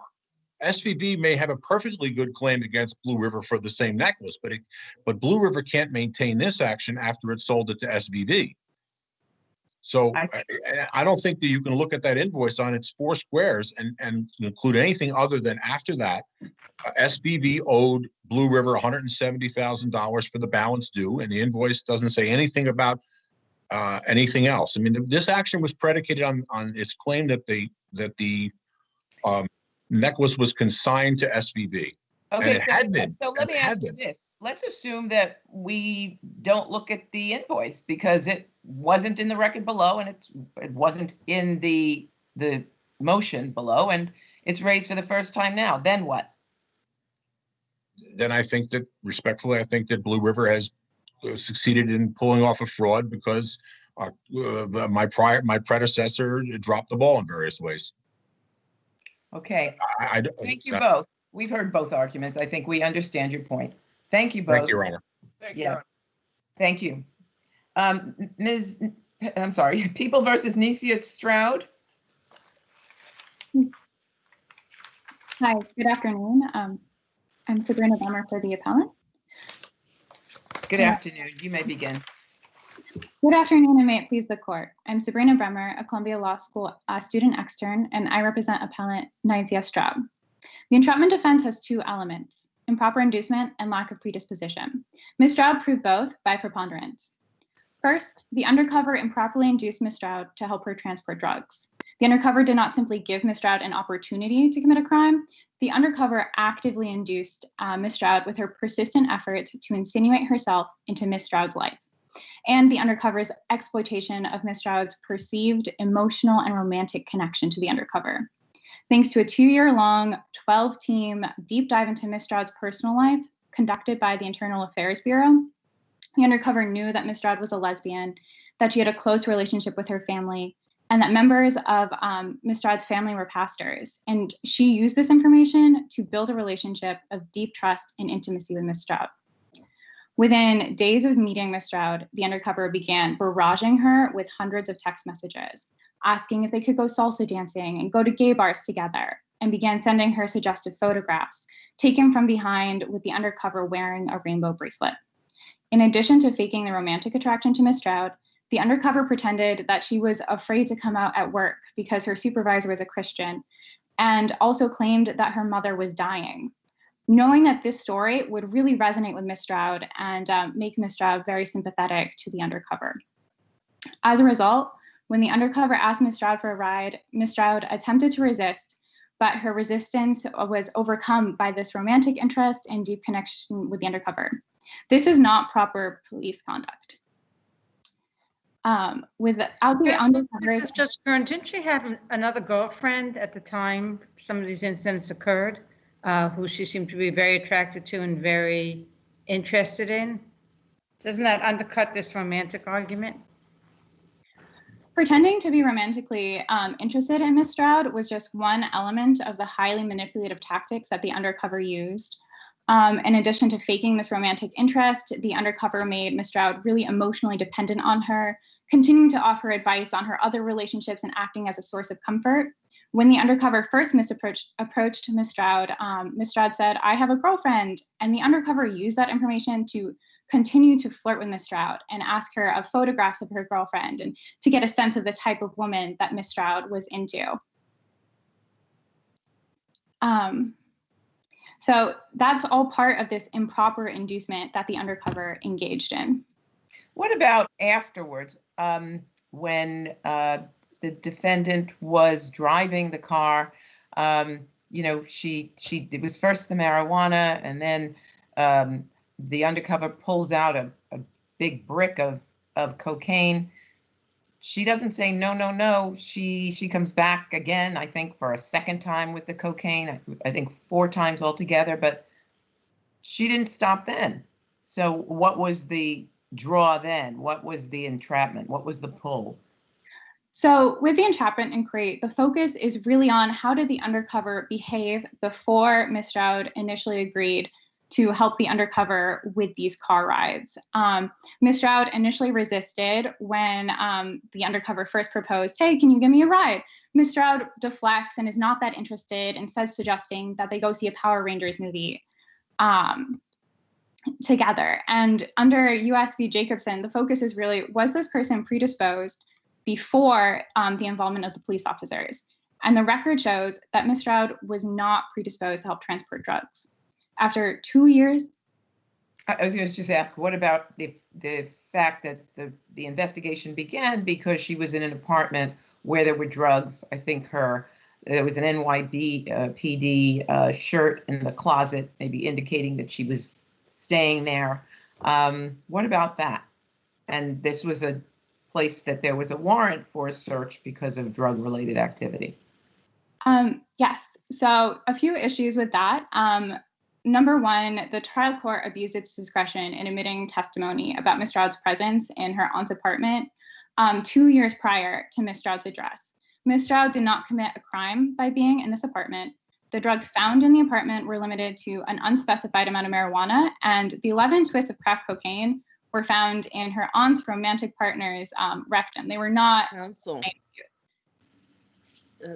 But isn't it?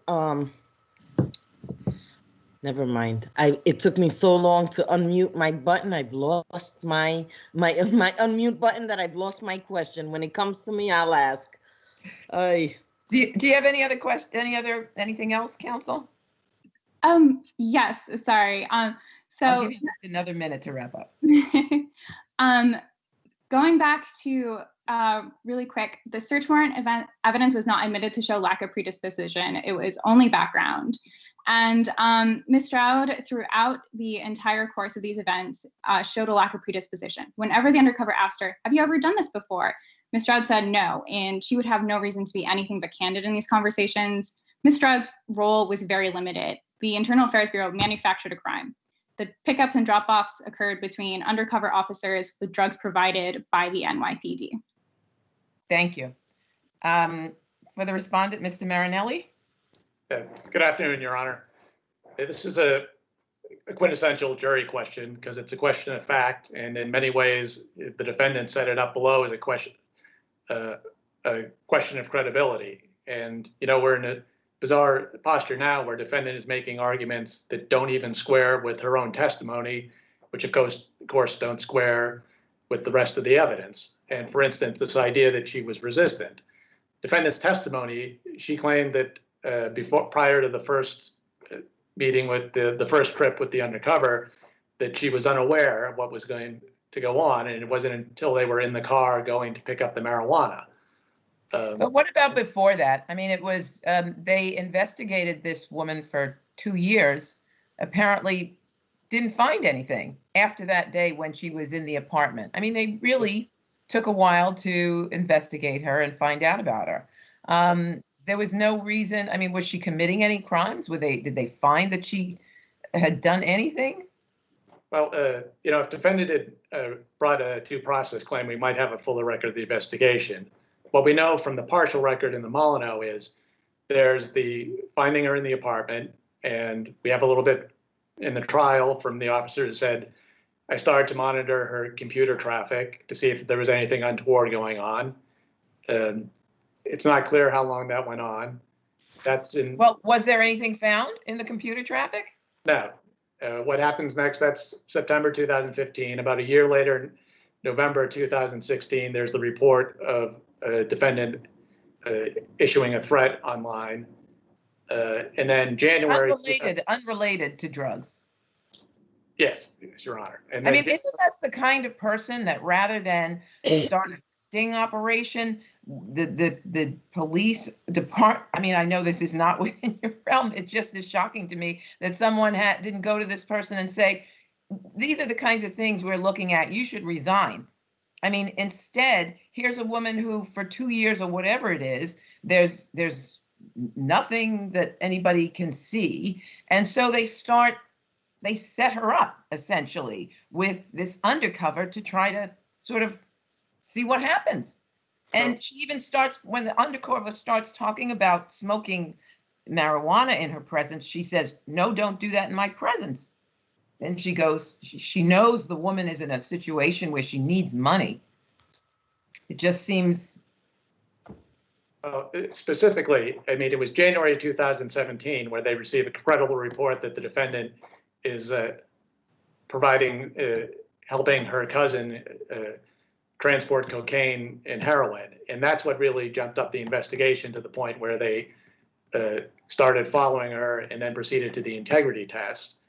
And, if you could imagine if this defendant was a witness in any case, I don't think anyone would be suggesting that IAB, took these allegations too seriously or overreacted. I think it was measured. Defendant was willing at every turn. The first time the undercover brings it up, she says, let me know.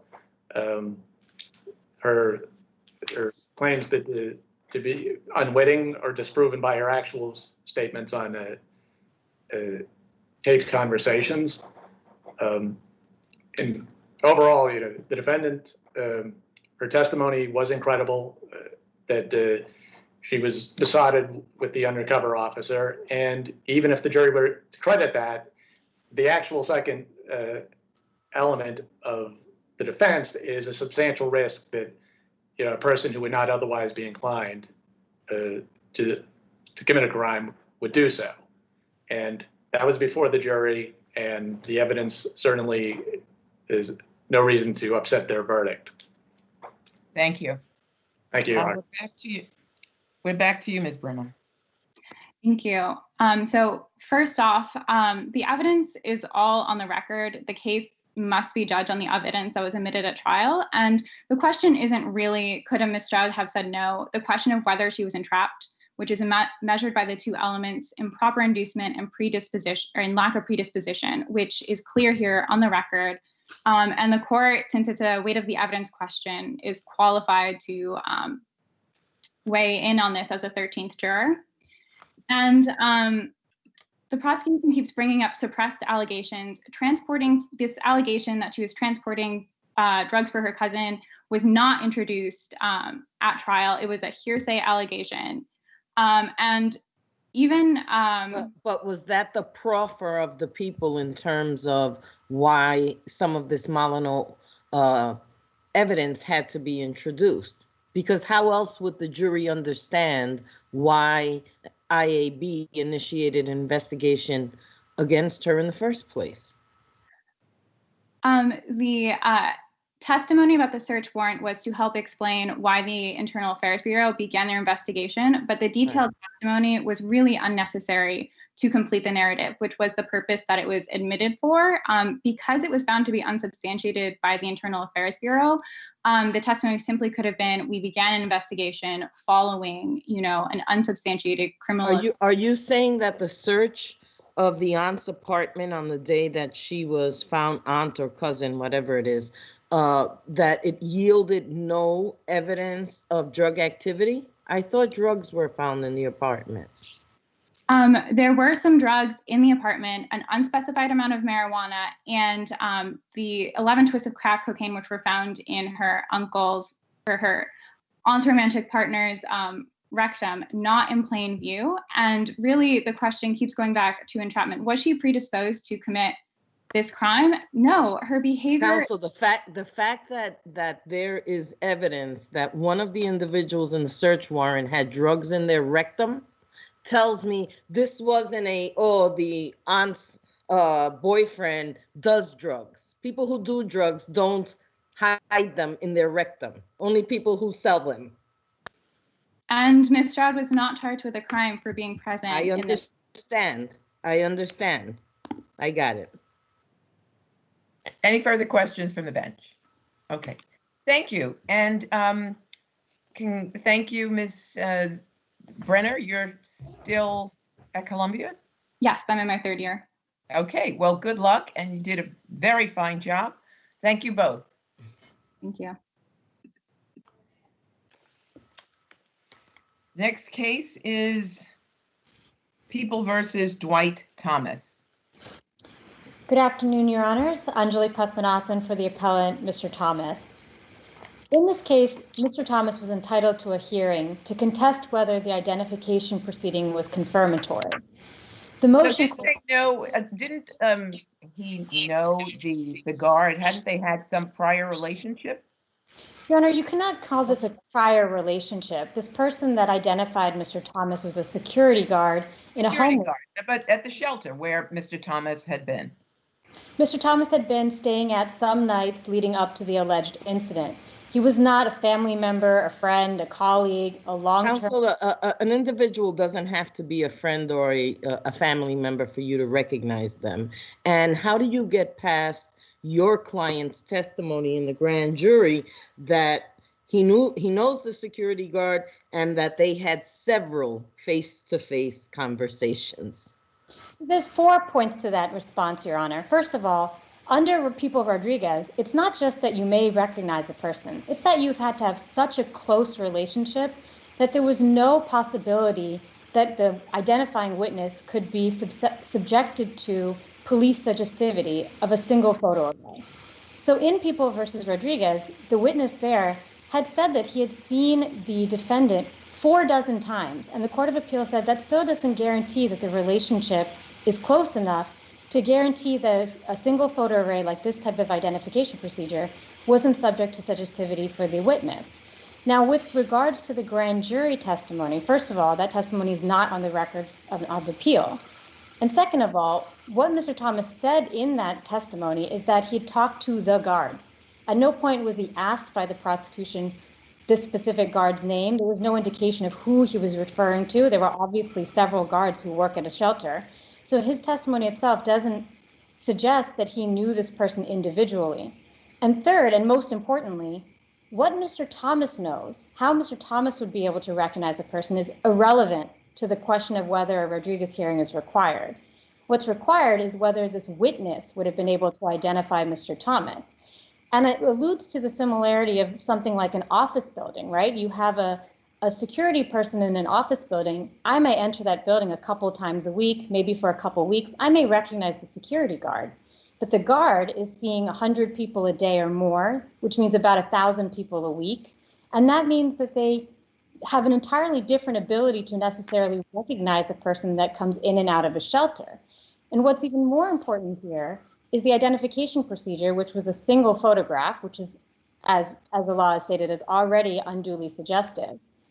The identification procedure was 2 months after the alleged incident. So whatever limited familiarity there was between Mr. Thomas entering a shelter, a homeless shelter, a couple times, some unknown amount of times prior to this incident, whatever limited connection there was had already been rendered that much more distant by the 2-month time period between the alleged allegations and when this identification procedure took place. And ultimately, what we're asking for here, and what defense counsel asked for in his omnibus motion, was a Rodriguez hearing in the alternative to a Wade. And that's so that we could answer all these questions. Exactly what a Rodriguez hearing is for, is to be able to look at this relationship and determine whether it is something close to close friends, long-term acquaintances, roommates. These are the examples where a Rodriguez hearing is not required. Not a security guard in a homeless shelter that houses up to 127 different men every night who have to enter and exit the shelter every day. That is exactly what the allegations allege was the issue of Mr. Thomas trying to re-enter the shelter, apparently, right? So here it's not like we have people living here full-time, seeing the same people full-time. We don't know how often this guard was working on the days that Mr. Thomas entered this facility. None of this is known. And all of this, Mr. Thomas was entitled to be able to litigate in a Rodriguez hearing. Thank you. Thank you. Ms. Wang, I believe. Yes, Your Honor. Good afternoon, Your Honors. May it please the court, Diana Wang for the people. Defendant was not entitled to a Rodriguez hearing for the simple reason that this court has held time and again that no hearing is required where defendant never disputes the people's assertions that the witness and the defendant knew each other. Based on the numerous case law we have cited in our brief, including Martinez, Mart, Mosley, Moray, where the people put forth very specific factual allegations, such as they did here, and defendant makes no dispute to any of them, the court is proper in summarily denying a hearing. And that is especially true in a situation where, as here, the court used the grand jury testimony to confirm the truthfulness of the people's allegations. We have the prosecutors referring to the specific page number of defendant's own testimony in his response to the omnibus motion. And then we have the court in its decision stating, relying on defendant's own testimony at the grand jury, I am denying a hearing. Defendant did not dispute, counter, or make any factual disputes as to any of these allegations. And as this court has held in People versus Rodriguez, People versus Bayron, People versus Rumpf, the court's use of the grand jury testimony to confirm the truthfulness of the allegations is proper, and a summary denial is also proper. Thank you. Back to you, Ms. Pathmanathan. I'm sorry, Pathmanathan. There's two things here, Your Honor. First of all, defense counsel affirmatively, preemptively argued that a Rodriguez hearing is required if the prosecution was going to allege that these parties were known to each other. The time the omnibus motion was written, the defense counsel had the complaint and the voluntary disclosure form, and the voluntary disclosure form already asserted by the people that these parties were known to each other. So the defense counsel already asserted that a Rodriguez hearing was required to contest that. And in People versus Mosley, which is a case from this court, It held that once papers raise a factual dispute, as was done here, there's no justification to require the defendant to file a reply affidavit. So what's the factual dispute, though? You're saying just because a hearing was required, that's enough to raise a factual dispute? No, I'm saying, Your Honor, the factual dispute is that the parties were known to each other. The defense has never asserted that the parties were known to each other. They're not to the level of Rodriguez hearing, not to the level, excuse me, of a confirmatory identification.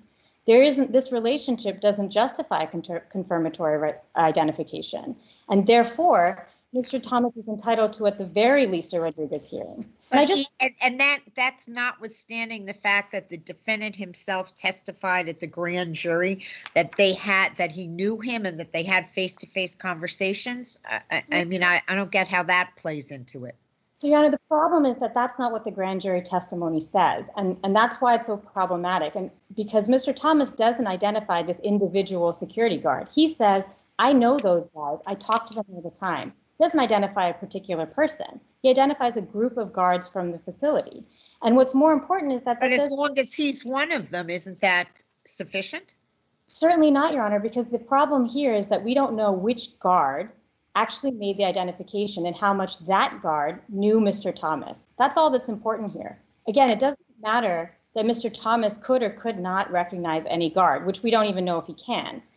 The only thing that matters is whether the security guard, the specific one that made the identification, could identify Mr. Thomas so securely that he was impervious to police suggestivity, right? That's the law, impervious to police suggestivity. And that does not exist here. Without a Rodriguez hearing, we have no idea how much this guard knew or did not know Mr. Thomas. And therefore, we ask that at the very least that this appeal be held in abeyance and remitted for that hearing below. Thank you very much. Thank you. Thank you both. Telex New York versus Tax Commission. Thank you, Your Honor. David Wise for the appellant, Telex New York. This matter poses a very basic question about the proper taxation of what we will call tenant 12F improvements. These are improvements or installations that tenants make in commercial space for their own use of systems that are defined. Counsel, we have seen, a couple of us have seen this case before, and Right. we were on the appeal. Didn't we dispense with these issues the last time and relegate the question of calculation to the Article 7 court? Absolutely not, Your Honor. The level 3 case presented dealt with the entire practice that's at issue here, which is the city's practice of separately assessing tenant-installed backup generator systems to the tenants, while at the same time including their value in the host real property, the rental real property. Level 3 said that practice violates state property tax law in 4 separate respects, including double taxation, and that the way it's targeted against a specific subgroup of 12F property, just backup generators, violated equal protection. At the city's own urging. I'm talking about the appellate division decision. Right. Okay. The appellate division. And in that decision, it was a very short decision. Right. And in that decision, I understand that perhaps it might be a little unclear. Sometimes that happens. Right. But the one part that is clear, I think, is the aspect that says the court, referring to the lower court, properly dismissed plaintiffs' remaining claims, including their speculative challenges to the method employed in the assessment and constitutionality of the tax itself. So isn't that saying that the issues that went to the heart of the challenges, the legal questions about, whether or not there were the policies, the underlying policies were appropriate or illegal or whatever it was, those were dealt with, but the calculation is being referred.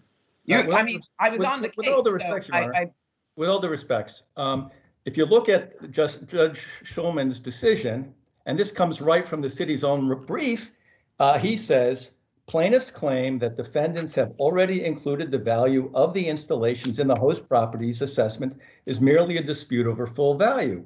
Defendants correctly argue that this court lacks subject matter jurisdiction over plaintiffs' claims since their exclusive remedy is to commence an Article 7 proceeding, which plaintiffs have done. And he cites Gahal B'nai Emunim versus Fallsburg, which is what the city also, which was the city's citation or authority for disclaiming subject matter jurisdiction. This court then said, insofar, and please bear with me, but then, Your Honor, it cited the same decision for disclaiming subject matter jurisdiction, and then it goes on to say the other claims. So what do we mean by the other claims? Well, if you read the next sentence, it says defendants' assessments were not palpably arbitrary or the product of invidious discrimination. See generally Trump versus Chu. And that, Your Honor, is a case that deals solely with the equal protection issue. So we have two separate issues, one a constitutional question, an equal protection claim, and the other claims having to do with proper application of New York State real property tax law. And this court held that those— So this is Judge Kern. I'm a little mystified because it seems pretty clear. I mean, Shulman did write, a detailed decision that he addressed every issue other than valuation. He said, I can't address valuation, it's in Article 7, but every other issue I'm addressing, and we affirmed his decision Your Honor, clearly. So there's nothing left other than valuation. May I just, and listen, I feel I'm somewhat at a disadvantage because obviously both Judge Kern and Renwick were on that panel, but you can read Judge Shulman's decision from top to bottom, and nowhere does he answer either of the two fundamental questions going to double taxation. Does this practice result in this property being assessed twice, once in the value of the host building and a second time to the tenant based on its value to the tenant's business? He doesn't answer that question, nor does he answer the question, do the applicable statutes, which are sections 11207 and 11210 of the New York's of the Administrative Code, authorize this double taxation, or do they only authorize and He does allow— answer that question, though. But he does. Where does he holds in that decision that there is authority. Don't talk over. I'm sorry. Okay. I do apologize. He clear because I remember on our last appeal pondering this. He clearly held there that there was authority to do this, but the only argument you could still make is that he couldn't overvalue. You couldn't overvalue the city. Your Honor, I don't know what to say. I'm at a disadvantage because both Judge Kern and Renwick are, but I do appeal to the court to read Judge Shulman's decision closely, and the decision that the language from the Shulman trial court, that decision that the city relies on, goes to a totally separate issue. We allege that there are two violations. One, that these backup generators installations were not separately accessible from the host properties under Section 304 of the Real Property Tax Law. And secondly, that in any event, whether they were separately accessible or not, the practice at issue resulted in their being unlawfully assessed and taxed twice. And we present evidence. Thank you very much. You have some, I don't think you have any rebuttal, actually, but thank you. I think we have your argument. Respondent? Good afternoon. Philip Cowell for the City of New York, if it please the court. If I could just jump into the heart of this appeal, which is whether the court, the level 3 court, disclaimed subject matter jurisdiction over double taxation claim. And the answer is no. The court simply afforded the level 3 litigants the opportunity to raise valuation claims via Article 7 proceedings. That is a plain reading of the order. Now, why did the court have to do this? Well, let's recall that the litigants made a motion to consolidate Article 7 proceedings with the plenary action. Had the court granted that motion, these Article 7 proceedings would have been dismissed along with the plenary action. But that didn't happen. The court simply preserved the Article 7 proceedings so that the litigants, if they had any proper valuation claims, could bring them via those proceedings. The core of a valuation claim is simply this: my assessments are too high. That is a proper Article 7 claim. This is not what was claimed. Double taxation says something different. That claim says you can't do this. That is not a proper Article 7 claim. In fact, Level 3 said, no, you can do that. The decretal paragraphs make that very clear. Had the Level 3 court disclaimed subject matter jurisdiction over the double taxation claim, the order would become internally inconsistent and contradictory. And that is something that I am certain is not plausible here. So if the court has any further questions, I would be happy to answer them. Or Any further questions from the bench? Thank you. Thank you both. Thank you. Appreciate it. Thank you both. Machado versus Gulf Oil.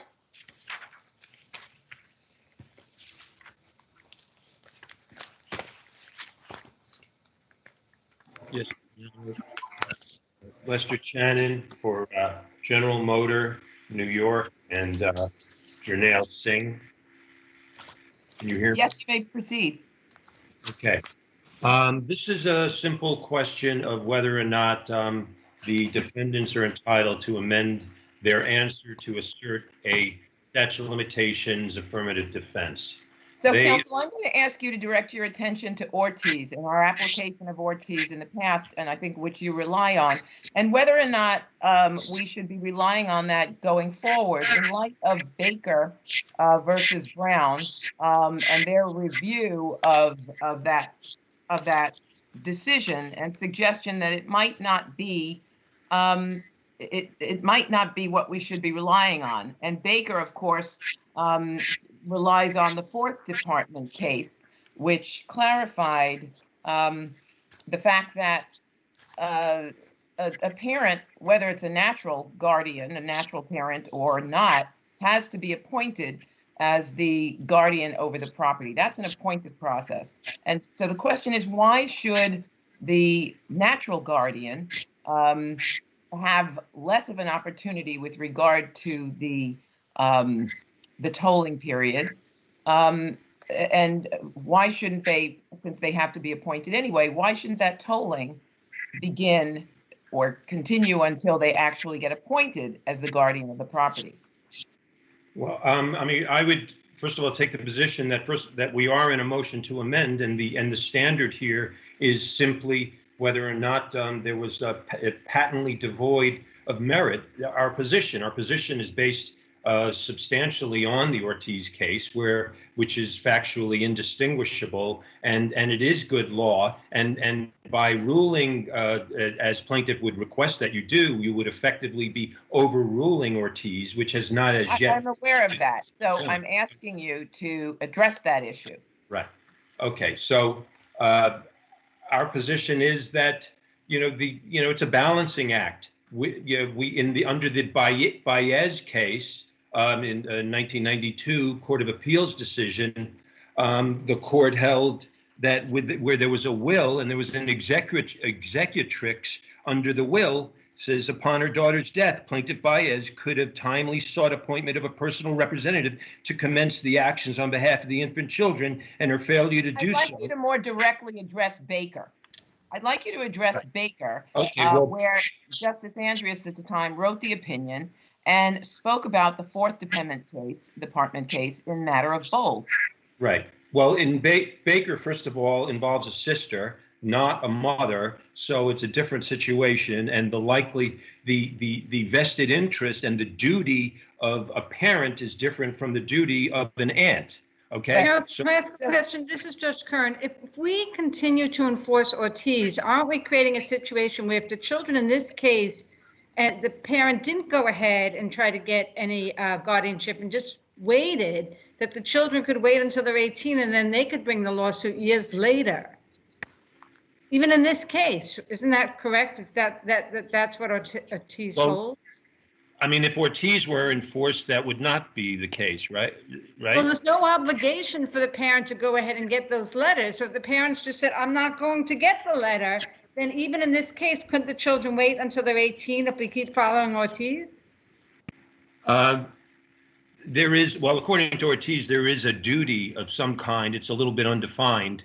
But I would point out that in Ortiz, the court specifically said that they offered no explanation for their delay. And in other cases, such as in Nagoyan and Weed, the court's holding in finding that the statute was told was based in part on the explanation of why they had to delay. I mean, it's a balancing act, and you need, and the point is that if you wait 8 years, 10 years for evidence to get stale, then you know the defendant is incredibly prejudiced. But Mr. Shannon, in this particular case, they didn't wait 8 or 10 years. They waited a shorter amount of time. I don't know exactly what the relationship between the mothers and the father were at the time, but it certainly puts the children in a very difficult position. I mean, they certainly couldn't go to a surrogate's court at 8 or 9 years old and ask to have any document and have the mother appointed as the guardian of their property. So it's really an unfair situation for these children. And I thought that the CPLR 208 toll is supposed to help protect the children in these kinds of situations when they are not in a position to take care of themselves. So why do we do it for some people if it's an aunt but not a mother, if they're an orphan but there's a parent? I mean, the inconsistency is of concern, one concern that I have. Yeah, well, I mean, I agree. There are certainly strong concerns on you know, as far as that goes. But I mean, for example, the Baez case, you know, it's almost the same situation, except it involves an executrix. Why isn't that law been changed? You know, where there's someone named. Isn't there? This is Judge Kern. Isn't there an argument that Ortiz is really inconsistent with the Court of Appeals decision in Hernandez, which refers to the earliest moment that there's a personal representative? Well, I guess they interpret potential personal representative as being the natural guardian as of the time of the death. But the natural guardian can't bring the action. Excuse me? The natural guardian can't, the mother could not bring the action without first going to court and going to procedure. She does not have the right. She is not a personal representative who will go to court. So doesn't that arguably make Ortiz inconsistent with Hernandez to some degree? Well, I think Ortiz finesses or Hernandez certainly, and you know, finds in there some wiggle room for a situation like this where there's a guardian, a natural parent, you know, a parent who's obviously the likely person. I mean, they just sit on their hands and do nothing. You know, I mean, you said, well, the poor kids are going to be stuck, but I mean, you know, there has to be some accountability. You know, is there something in the record that I've missed that tells me that they sat around and did nothing? Well, where is that in the counsel? The fact that there is a delay doesn't necessarily mean they did nothing.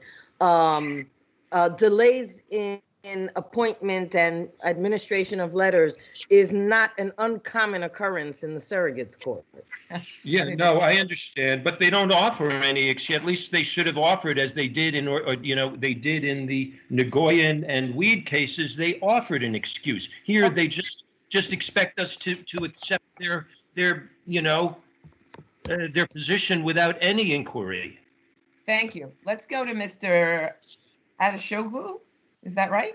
Yes. Good afternoon, Your Honors. Thank you. If I could just give you my 2 cents on this issue, if I could. As long as it's less than 5 minutes. Yeah. 2 cents for 5 minutes. On Hernandez, I believe the court said that so long as there was an adult with potential authority to act, then that adult should be held to act in a timely manner. I believe in Nagoyan, this court, as my colleague had said, Counsel, this is Judge Manzanet. As Judge Kapnick alluded to earlier, there are serious prevailing policy concerns underlying the enactment of CPLR 208. It is to not allow children to have their rights lost during a time that they can't exercise them themselves. So again, I go back to there is no record here telling us that, as your co-counsel argued, that these mothers, quote unquote, sat on their hands. Of And course. I just want to add one more point to that. You started by saying they were held in Hernandez to bring the action in a timely manner. And so, you know, it's at the earliest moment that there is a personal representative or potential personal representative who can bring the action. And here, the mother cannot bring the action, as has been mentioned, until the mother is assigned by the surrogate's court to be the child's, the representative of the property. So if you read it that way, this is not inconsistent at all. I was actually just repeating my colleague's comment that the burden was placed on the GUIN, on the plaintiff, to bring forth why that she acted expeditiously and was unable to have the requisite authority in time. Here, there was no explanation provided for the plaintiff's delay. Again, as Judge Mazinet pointed out, there may have been some unavoidable delay, but they did not come forward.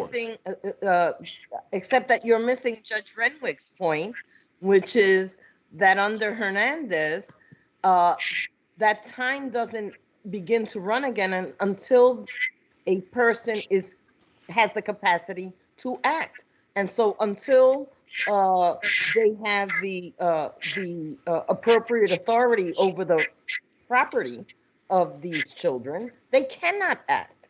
But what I am saying is that we are imposing that it seemed that the courts in the past had imposed a duty on a parent, specifically a parent who has a legal obligation towards their child. You have an obligation to your child, you're a parent, move quickly to protect your child's interests. If not, you have failed in your legal obligation to your child. An executor could fail to act with no legal repercussions.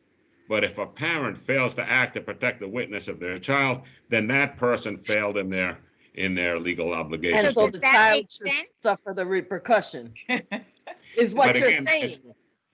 It's a policy consideration which is before your honors, but and how this is interpreted, Ortiz, though, has not been overruled as I understand it. But I mean, obviously, when Judge Andreas wrote Baker, he was concerned about Ortiz. I would say that. I mean, he did not. I agree that the case did not overrule, or Baker did not overrule Ortiz, but it didn't look at it that friendly, and neither have some of the other cases like the Fourth Department case. They may not have, but the facts of this case fall squarely within Ortiz because we are dealing with a natural mother, and it distinguishes it from the other cases. So as long as Ortiz is not overruled, the facts here are, for our purposes, identical to Ortiz. They are not identical to Baker. And that's the point that we're making. But I'd like to point out one thing, because this distinguishes my appeal for my co-defendants, co-appellates, is the fact that my client, there's a cause of action against my client for intentional tort. That intentional tort was clearly, regardless of whether you measure the statute of limitations from the time that the plaintiffs received the requisite authority, was not brought within the 1-year statute of limitations. Now, again, my adversary. I think we understand your issue. Thank you very much. Mr. Clausow, Ms. Clausow. Hi, sorry. Good afternoon. May it please the court. Gentlemen, if you're not speaking, would you mute your mics, please? Yes, you may begin. Hi. Thank you. So it's our position that dismissal of the plaintiff's wrongful death cause of action in this case would be contrary to the holding of the Court of Appeals in Hernandez. It would also be a retreat by this court from its ruling in Baker, which was subsequent to the ruling in Ortiz. And I would agree with some of the points that were raised earlier that Ortiz is inconsistent with Hernandez and Baker, and that Baker and Hernandez should be controlling here. If we were to view this case through the lens of Ortiz, it would certainly prejudice and hurt not just the children in this case, but children in future cases. One other point I wanted to mention about Ortiz, and it is noted in the papers, the procedural posture for Ortiz notes that the mother of the infants who sought to become the administrator of the estate was actually identified in the procedural posture as the wife of the decedent, which I know that that's not expressly said in the decision, but I suspect that it played a role because the decision does not say, very notably, it does not say that the infants were the only distributees. If the person who sought to become administrator was in fact the mother of the infants and the wife of the decedent, that would explain that. She would herself be a distributee, an adult distributee with immediate entitlement and authority to seek letters of administration. And that might have been the reason why the court did not apply the toll in that case, because there was a spouse, unlike this case where there is not one. So I just wanted to note that because, this court has noted.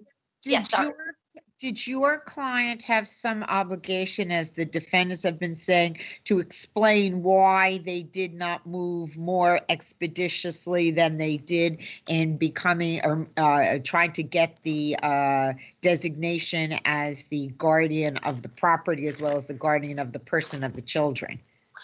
Thank you for the question. No, it's our position that they had no duty and that there is no case law that expressly says that they do.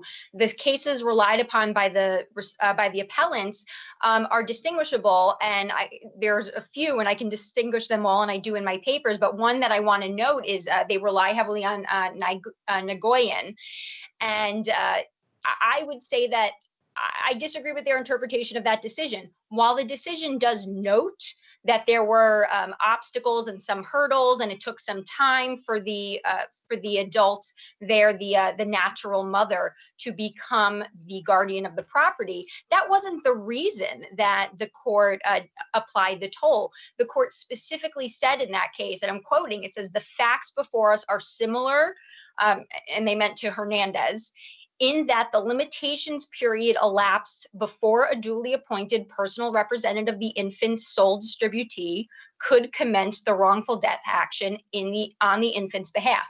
That was the basis, and that basis directly applies here. So again, while it might have noted that there were some hurdles, there are in all estate proceedings that I've personally encountered, the surrogate's court process could be slow.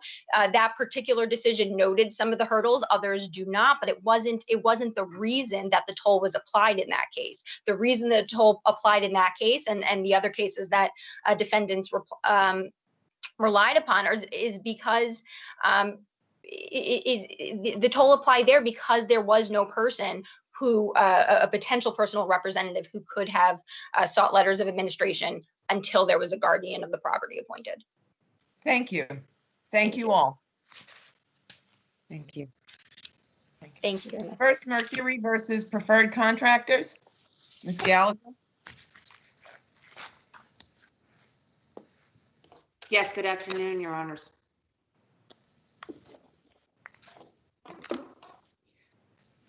May I begin? Yes, please. Thank you very much. I understand that it's late in the day and you've heard many oral arguments already. I want to highlight we'll give you all of our ears and 6 minutes. Thank you very much. I just want to highlight a few things. I mean, in the first place, dismissal at a pleading stage is a drastic measure, particularly when it was the intent, which nobody disputes here, between the underwriters insured, DVIR, and Decatur, First Mercury's insured, that DVIR would accept the risk of this project by way of contractual indemnification and additional insured status. That's It's not your position disputed. that the duty to defend, of course, is broader than the duty to indemnify. Here, it's being asked to defend, and the procedural posture of the case that they rely on is a summary judgment, as opposed to here, where it's to dismiss the complaint. And the complaints here, I think the Brown case is the personal injury case, and the case between the insurance companies state at least issues that state a claim or raise issues of fact, and don't clearly take away any factual or legal basis. I mean, they don't clarify that. So it seems here that the case should not be, perhaps should not be dismissed.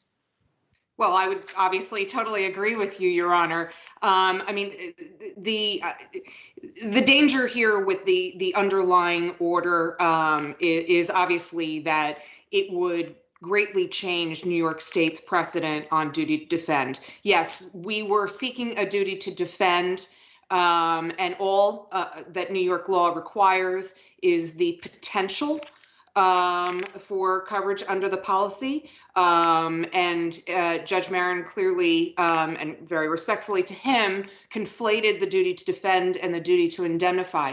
And the danger in doing that, quite frankly, is twofold. In the first place, if we were to allow this order to stand with this heightened standard for duty to defend, which is clearly not the law in New York, that would allow insurance carriers, and that I represent insurance carriers every day, but that would allow insurance carriers to walk away from their obligations to their insureds when, if the insured can't prove it's liable.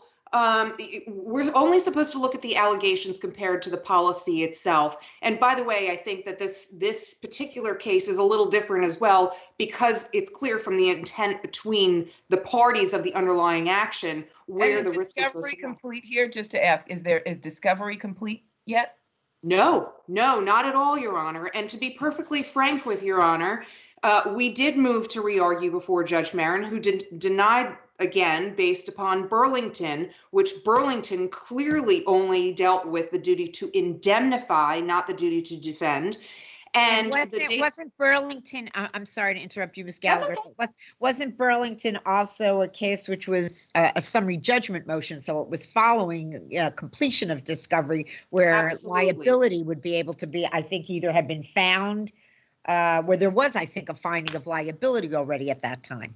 That is correct, Your Honor. And so what I was going to say is the other particular danger about this ruling is that Judge Marin took the responsibility of the fact finder in the underlying action and said DVIR can never be responsible for this. Well, now that discovery is progressing in the underlying case, we have since found out that there were letters that DVIR wrote to the city of New York taking responsibility for this sidewalk.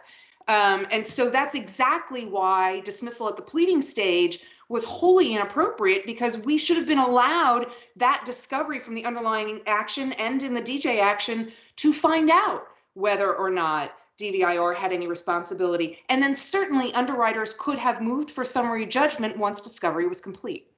Thank you. You have some rebuttal time. Thank you. Mr. Cohen? Good afternoon, Your Honors. I will try to do this, give you my 2 cents within the next 6 minutes as best as I can. Okay, well, why don't I see if I can help you along? So you rely on Burlington, but this seems to be a factually driven case. We've heard there's no discovery yet. So this is in a much different place than Burlington was, which was summary judgment. And this seems to be a factually driven case where there's at least a reasonable basis alleged in the Brown complaint and the declaratory judgment complaint between DVIR and the other insurance company, where DVIR could be negligent. So why shouldn't we reinstate this? I'll explain my position as succinctly as possible. I'm just going to ask that you turn off for a minute because I'm getting some feedback. Thanks. So If you were only looking at the underlying Brown complaint, I totally understand your position, but in fact, the contract at issue between DVIR and Decatur, the insured who's brought the insured from FMIC, has nothing to do with the sidewalk. And in the complaint at issue in this action, forgetting the Brown action for a second, states that the project was abutting the sidewalk. Now, Brown in the underlying action tripped and fell on a sidewalk. The complaint in this action, and you're nitpicking. I'm not nitpicking. The contract had nothing to do with the sidewalk. It had to do with the building of the project and coordinating and management of that project. They didn't manage the construction, the means and methods, anything to do with the sidewalk whatsoever. But the underlying the underlying personal injury action does have something to do with the sidewalk. And indeed, the complaint alleged that had allegations that DVIR's negligence helped to cause in causing, maintaining, or controlling the broken and uneven sidewalk. Yes, Your Honor, I agree with that point. But then FMIC's complaint refutes that by including a contract that shows that there's no obligation of DVIR to do anything with the sidewalk. Counsel, so just because the contract, let me interrupt. The contract was to supervise and direct the work. There are clearly allegations that part of the work involved work that interfered with the sidewalk based on pipes being used and pipes being rerouted, that it did affect the sidewalk. That's the allegation. So I know you're relying on your contract, but your client's contract says it's supervising and directing the work, and there's an allegation that the work affected the sidewalk, and that is enough to make an allegation that comes within a duty to defend. The contract and my client did not have an obligation to supervise and direct the work. It was management regarding accepting contractors' work, overseeing its contractors' work, and be the safety manager for the entire project. And that project, overseeing does not mean managing the means and methods. And that project that they were supposed to be the safety managers of and to oversee that all of the contractors' work included, which my colleague just said, the sidewalk, as the work included installing a new sewer and water main running across the sidewalk via excavation. The contract with Triborough Plumbing, which I believe is what you were referring to regarding the sidewalk, was between the insured. No. I'm talking about DVR's agreement with Decatur. That's what I'm talking about. There's nothing in DVIR's agreement with Decatur that mentions the sidewalk, that mentions plumbing. Counsel, the work that they were supposed to oversee is the contractor's work. And they were supposed to be the safety manager for the entire project, not just one little piece of the project, the entire project. And the entire project ultimately included that sidewalk and all the excavation that had to take place. There's nothing in the contract at issue, and I will note one other thing just quickly, that the record has been dehored here, in that documents that weren't included in the record regarding the sidewalk that are in a pending motion to review right now were brought up. Consideration anything that dehoards the record. I just want to make sure that that's clear. It's my position that there are no allegations of causation sufficient under the contractual interpretation of Burlington. Thank you very much. Ms. Gallagher, you have rebuttal. Thank you, Your Honor. Only to say that is not what Burlington says, and that the subsequent decisions, even by this department in Vargas, completely undermine counsel's position with respect to what Burlington holds for. Burlington does not change the precedent on duty to defend in New York, and the allegations here and the policy itself indicate that there is a potential for coverage. And everything that counsel just brought up is precisely the reason why FMIC should be entitled to do discovery, so that all of the parties can be at issue and determining who was responsible for what at the site, what the premises encompassed, and how this accident happened. Thank you. Thank you both. Thank you. Howell versus New York City Department of Buildings, Mr. Gruber.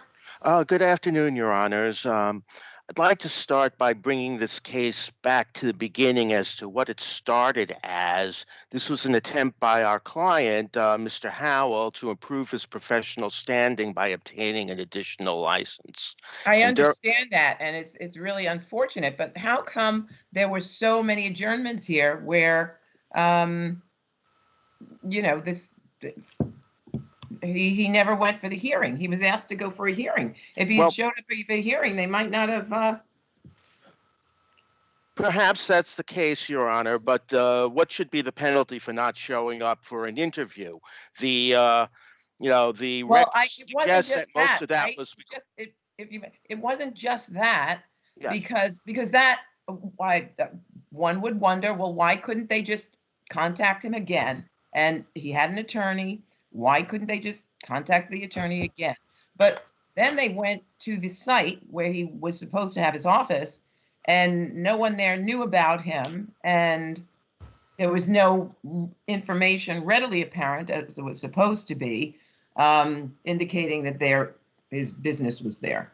Well, that's not entirely correct. One person spoken to by the investigator, who was not the manager of the business that was there. Well, it's correct that that's what that person who was spoken to said on that day. I'm not talking about the affidavit that came later. Well, yeah, but I'm saying that that's what the investigator testified to and learned. She spoke to one individual. Yes, there wasn't a sign there. Yes, well, on the other hand, however, the building department communication, which instigated this proceeding, certainly was received by Mr. Howell at those premises. So the question really is that even assuming that these lapses in communication between attorney and client and the failure to post a sign at an office, violates the building department rules, and that was established. And if that was established at the hearing, does the penalty fit the offense here? And I think the principal argument here would be no, absolutely not. This doesn't have anything to do with his professional competence as a fire suppression contractor. There was no claim ever that he was. But didn't Mr. Gruber, didn't the agency, the administrative agency said it's very important to know that people in this who are working in this business have a presence so they can be contacted by clients, that there's a place to reach them, that they have a New York City address. I mean, so the investigator goes there and she speaks to someone who I think affirmatively said that the petitioner had not been at the location for 4 years. He didn't say, gosh, I never heard of him. I think you must be mistaken. He obviously had heard of him and said he hadn't had a presence there for 4 years, and they photographed the front of the building. I know that a different affidavit came from his brother-in-law later, who apparently owned the car service, but they said that there was some that it was important policy-wise that people had a place to reach him and knew he was there. So even though it may not involve that he didn't do his exact work the same way, that is all part of what they're looking for of people who are working with these highly regulated areas in the city of New York. Well, we certainly know that that in this record there's no claim that a client could not find Mr. Howell there, and we certainly know that the Department of Buildings was able to communicate with him there, and the key thing there being communication. Now, let's look at cases where the Buildings Department revoked licenses that were before this court over the last couple of years. You're muted, Judge Kennedy. Yeah, I'm muted. I just want to go back. I'm sorry.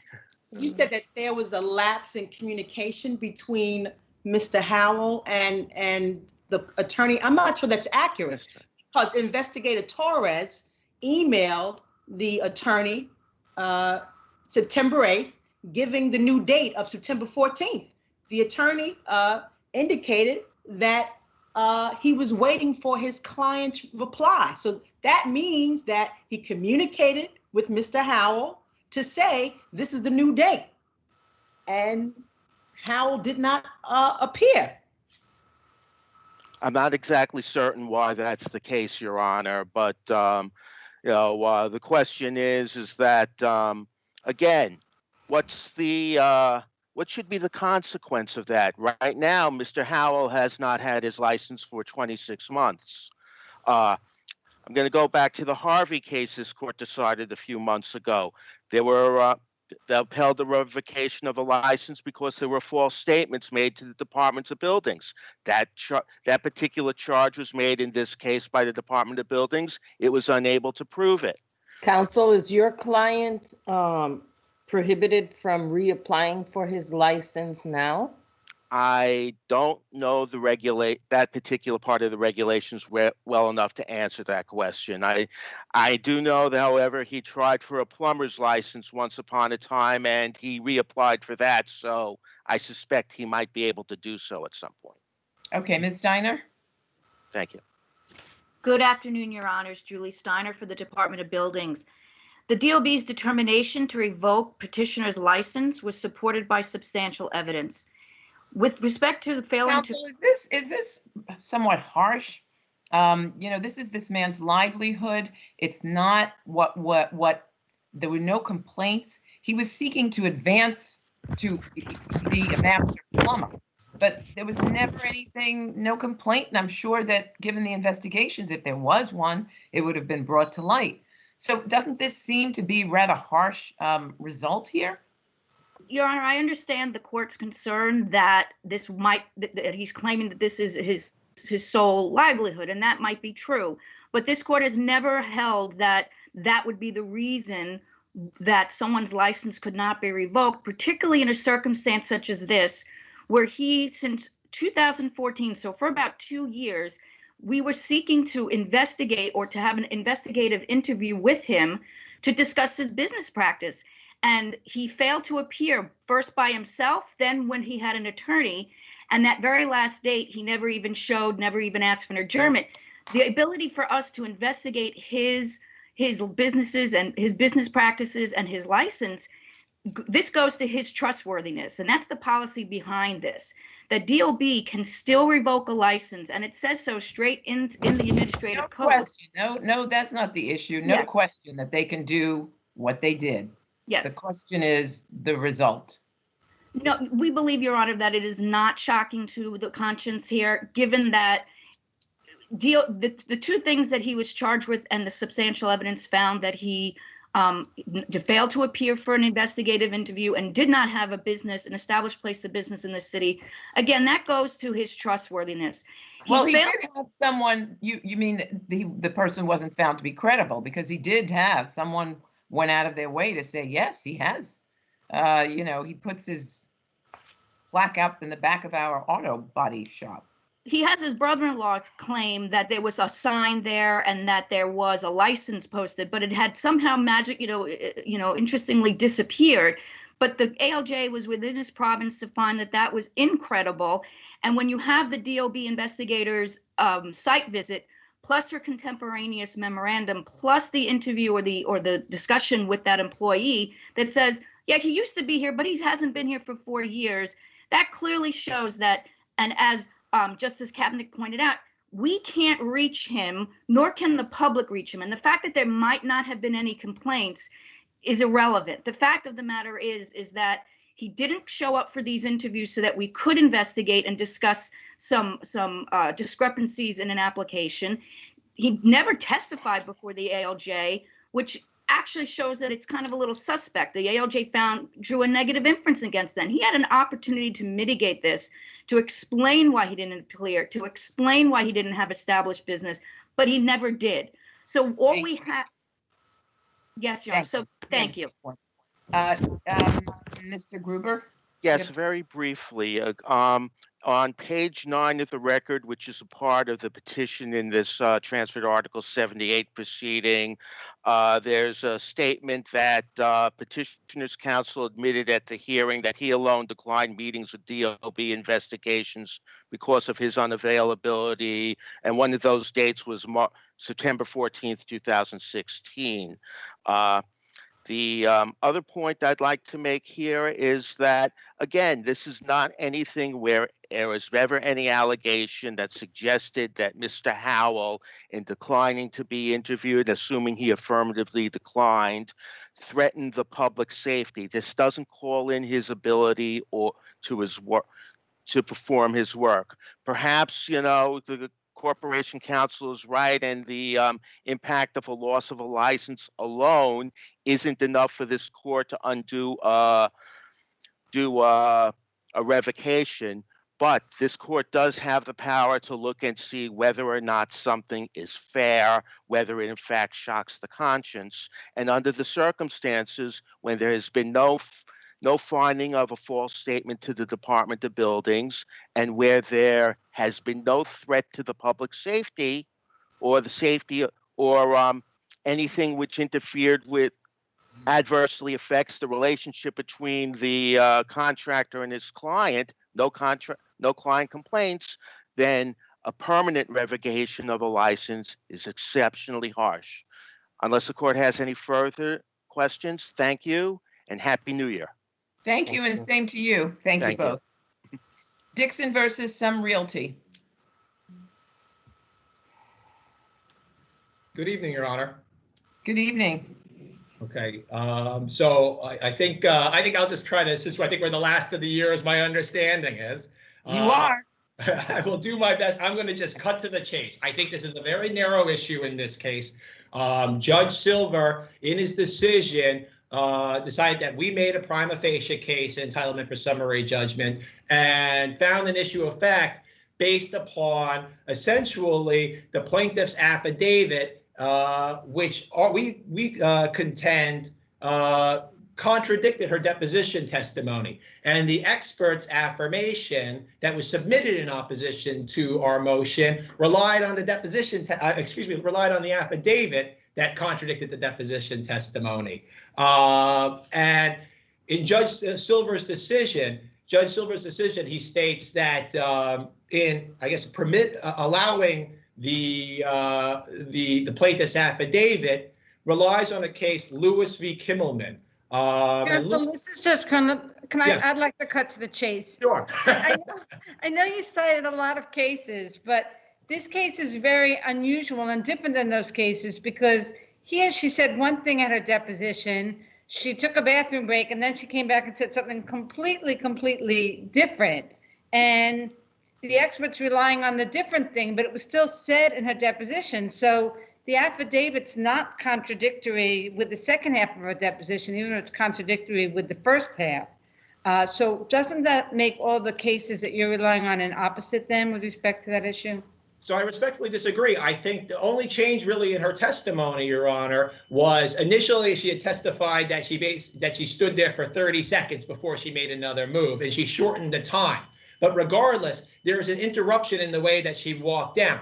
So whether you believe that she was there for 2 or 3 seconds or whether it was 30 seconds, it really doesn't matter. And secondly, she testified repeatedly that when her left foot made contact with that second step, that she had, her foot rolled, she lost her balance, she did a windmill, but she regained her balance. She even testified she recovered. All that was left to do at that point, Judge, was to move her right foot onto the lobby. And as she is doing that, something else happens that she cannot describe, and she falls. She had every opportunity repeatedly to testify as to what was the cause of the accident. She said over and over again that she did not know. The only witness that was there was Miss Harris Bradley, who did not see the accident, but had a conversation with her at least. And she said, asked her about the accident, and she attributed it to her weight. Now, whether or not that was in jest or not, who knows? But that's the only testimony that was ever brought forward in depositions as to a cause. Counsel, based on the fact, though, that it's undisputed that the riser heights were not appropriate under the tenement law, that there was a variation, and based on a testimony that she kept walking and she fell, why can't an inference be made that that is consistent with it occurring because of the difference in the riser heights? Because in her later version after the bathroom break, she did testify that she was having a forward movement, and she took away her testimony about the 30-second break. Well, she doesn't take away her testimony, though, Your Honor. I beg to disagree with that. She shortens the time down, but she doesn't take it away. She repeatedly said after that break that she recovered, that she regained her balance. That's clear in the record, Your Honor. So I don't agree with that she had taken back and just said it was one forward movement. That is not what's in the deposition testimony. And as for the riser heights, my expert... Aren't these all issues to be weighed? They're credibility issues to be weighed because, quite frankly, I don't know anybody who goes down a flight of stairs and takes 30 seconds between one step and another. Well, that defies logic and normal experience. If I may respond to that. So that, look, I think you have some fodder for cross-examination, and you can make all the hay that you want at trial about her having said 30 seconds.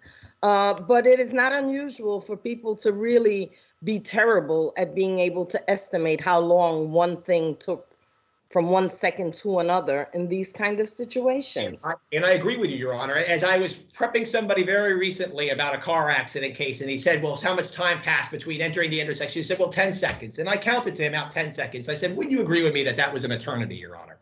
Your Honor, we understand. So I think we've got, and I'm not fixated on the 30 seconds. That's not what I'm fixated on. Whether it was 3 seconds or whatever, she testified unequivocally that she regained her balance and that she continued on. Judge Silver said we made a prima facie case on this issue. But doesn't she fall in the next step? She does. So, counsel, you can regain, you start to fall, you regain your balance seemingly, and then you try to take the next step and it doesn't work. Especially given what they're raising about the riser heights. But Your Honor, anyway, yes. If I may make one more point, because Your Honor, and I think Mansonet, I think you were even on the decision of Budano versus Gordon. Judge Mansonet?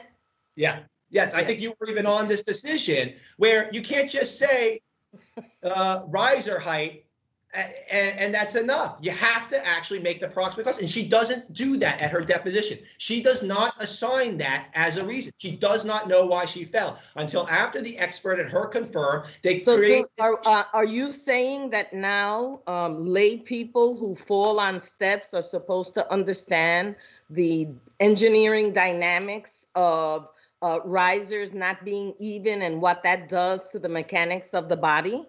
But that's I mean, most people don't know that. We know that. But that was what was in the case law in the first department. In this department, that's exactly what was being said. Is you can't just say, have an expert come in and say there was a variation in riser height. You have to connect it. And she then now says in her affidavit, which she could have said at her deposition, she could have very easily said that the step wasn't where she expected it to be. And that's not what she said. But again, the point is being lost here. It's not. I don't think the point is lost. I think we understand what you're saying. She regained her balance. That's her testimony, and that's the basis on which you think we should find in your favor. Let me hear from the next counsel, okay? Thank you very much. Thank you. Thank you, Your Honors. Jason Levine for the plaintiff respondent. Counsel, why don't you address what Mr. Drucker just said? That, she says she was wobbling, she did the windmill, but she says she regained her balance, and she never said that anything that happened subsequently was due to the riser height difference. Yes, Your Honor. I would grant that the motion court in our position correctly rejected that defendant's argument about being a feigned issue because maybe there were some contradictions or inconsistencies. The upside is she did testify that when she brought her left foot down, she didn't reach that next step. She lost her balance, and when she hit that step with her left foot, her ankle rolled, and that she momentarily regained her balance. Again, as counsel pointed out, first she said 1, 2, or 30 seconds, but she subsequently clarified and was very clear that it was only for probably 2 seconds at most that she quote unquote regained her balance, but that as she brought her right foot down again to go to the lobby floor, it was a fall. That she never fully regained her balance. You're saying her words regain her balance, that she didn't really, we should not take that literally, that she regained her balance. Is that what you're saying? I'm not saying you shouldn't take it literally, but it was a momentary recollection that when she hit the step. And I think she clarified that in her affidavit. I should point out this deposition was for about 6 hours, and they asked the same question over and over again. And I think that's the reason there are some inconsistencies in her testimony, which we would submit it, as Judge Manzanelli pointed out. These are factual questions for a jury to resolve, whether in connection with her credibility and the manner in which this happened. And again, I would point out that Judge Kern, as you point out, Judge Kern, there's no dispute here that the riser height varied and was a violation of the tenement housing law. That an inference can be made that she fell due to the this variation in the riser height. And just to, Judge Renwick, to address your last question, which you had asked me about the plaintiff's failure to identify either at the time of her fall or in her deposition what caused her to fall, there's no obligation for a plaintiff under these circumstances to do so. A plaintiff does not need to be an expert to determine whether a riser height doesn't meet various codes. Cite cases in our brief. I believe it's the Burr case as well as Rodriguez, where under these type of circumstances where the plaintiff gave a narrative as to what happened, she was able to specifically identify the exact location where she stepped onto the step, which is at page 702, that photograph which she marked. This enabled Mr. Malusi, plaintiff's expert, to evaluate this exact location where she fell on the steps, make a determination that the riser height, the measurement of it was in violation of the code, and make an opinion and a conclusion that this variation in the riser was a contributing factor and a cause of her fall. Well, I guess as she's walking down the stairs, she's not necessarily measuring the size of the riser height. That's something we tend to do. We got enough issues when we're trying to walk down the steps. Exactly. Yeah. Well, exactly. I wasn't suggesting she was trying to measure anything, and I don't think that's what counsel is saying either. But she doesn't say that, I never felt the step, or I was, I dropped farther than I expected, or something like that, which I think is within the ability of a witness to say. In any case, I don't know that there's any requirement for that. Do you have anything else? Other than that, if the court has no further questions, we'll rest on the arguments in our brief. Thank you. Okay. Thank you both. Mr. Drucker, I think you began by saying you were the last case. Yes, you are. This concludes oral arguments for today and for 2020. We certainly hope that 2021 is a better one. God help us all. Happy New Year and the best of health. Thank you. Happy all. holidays. Thank you, Judge Renwick. Bye. Good night.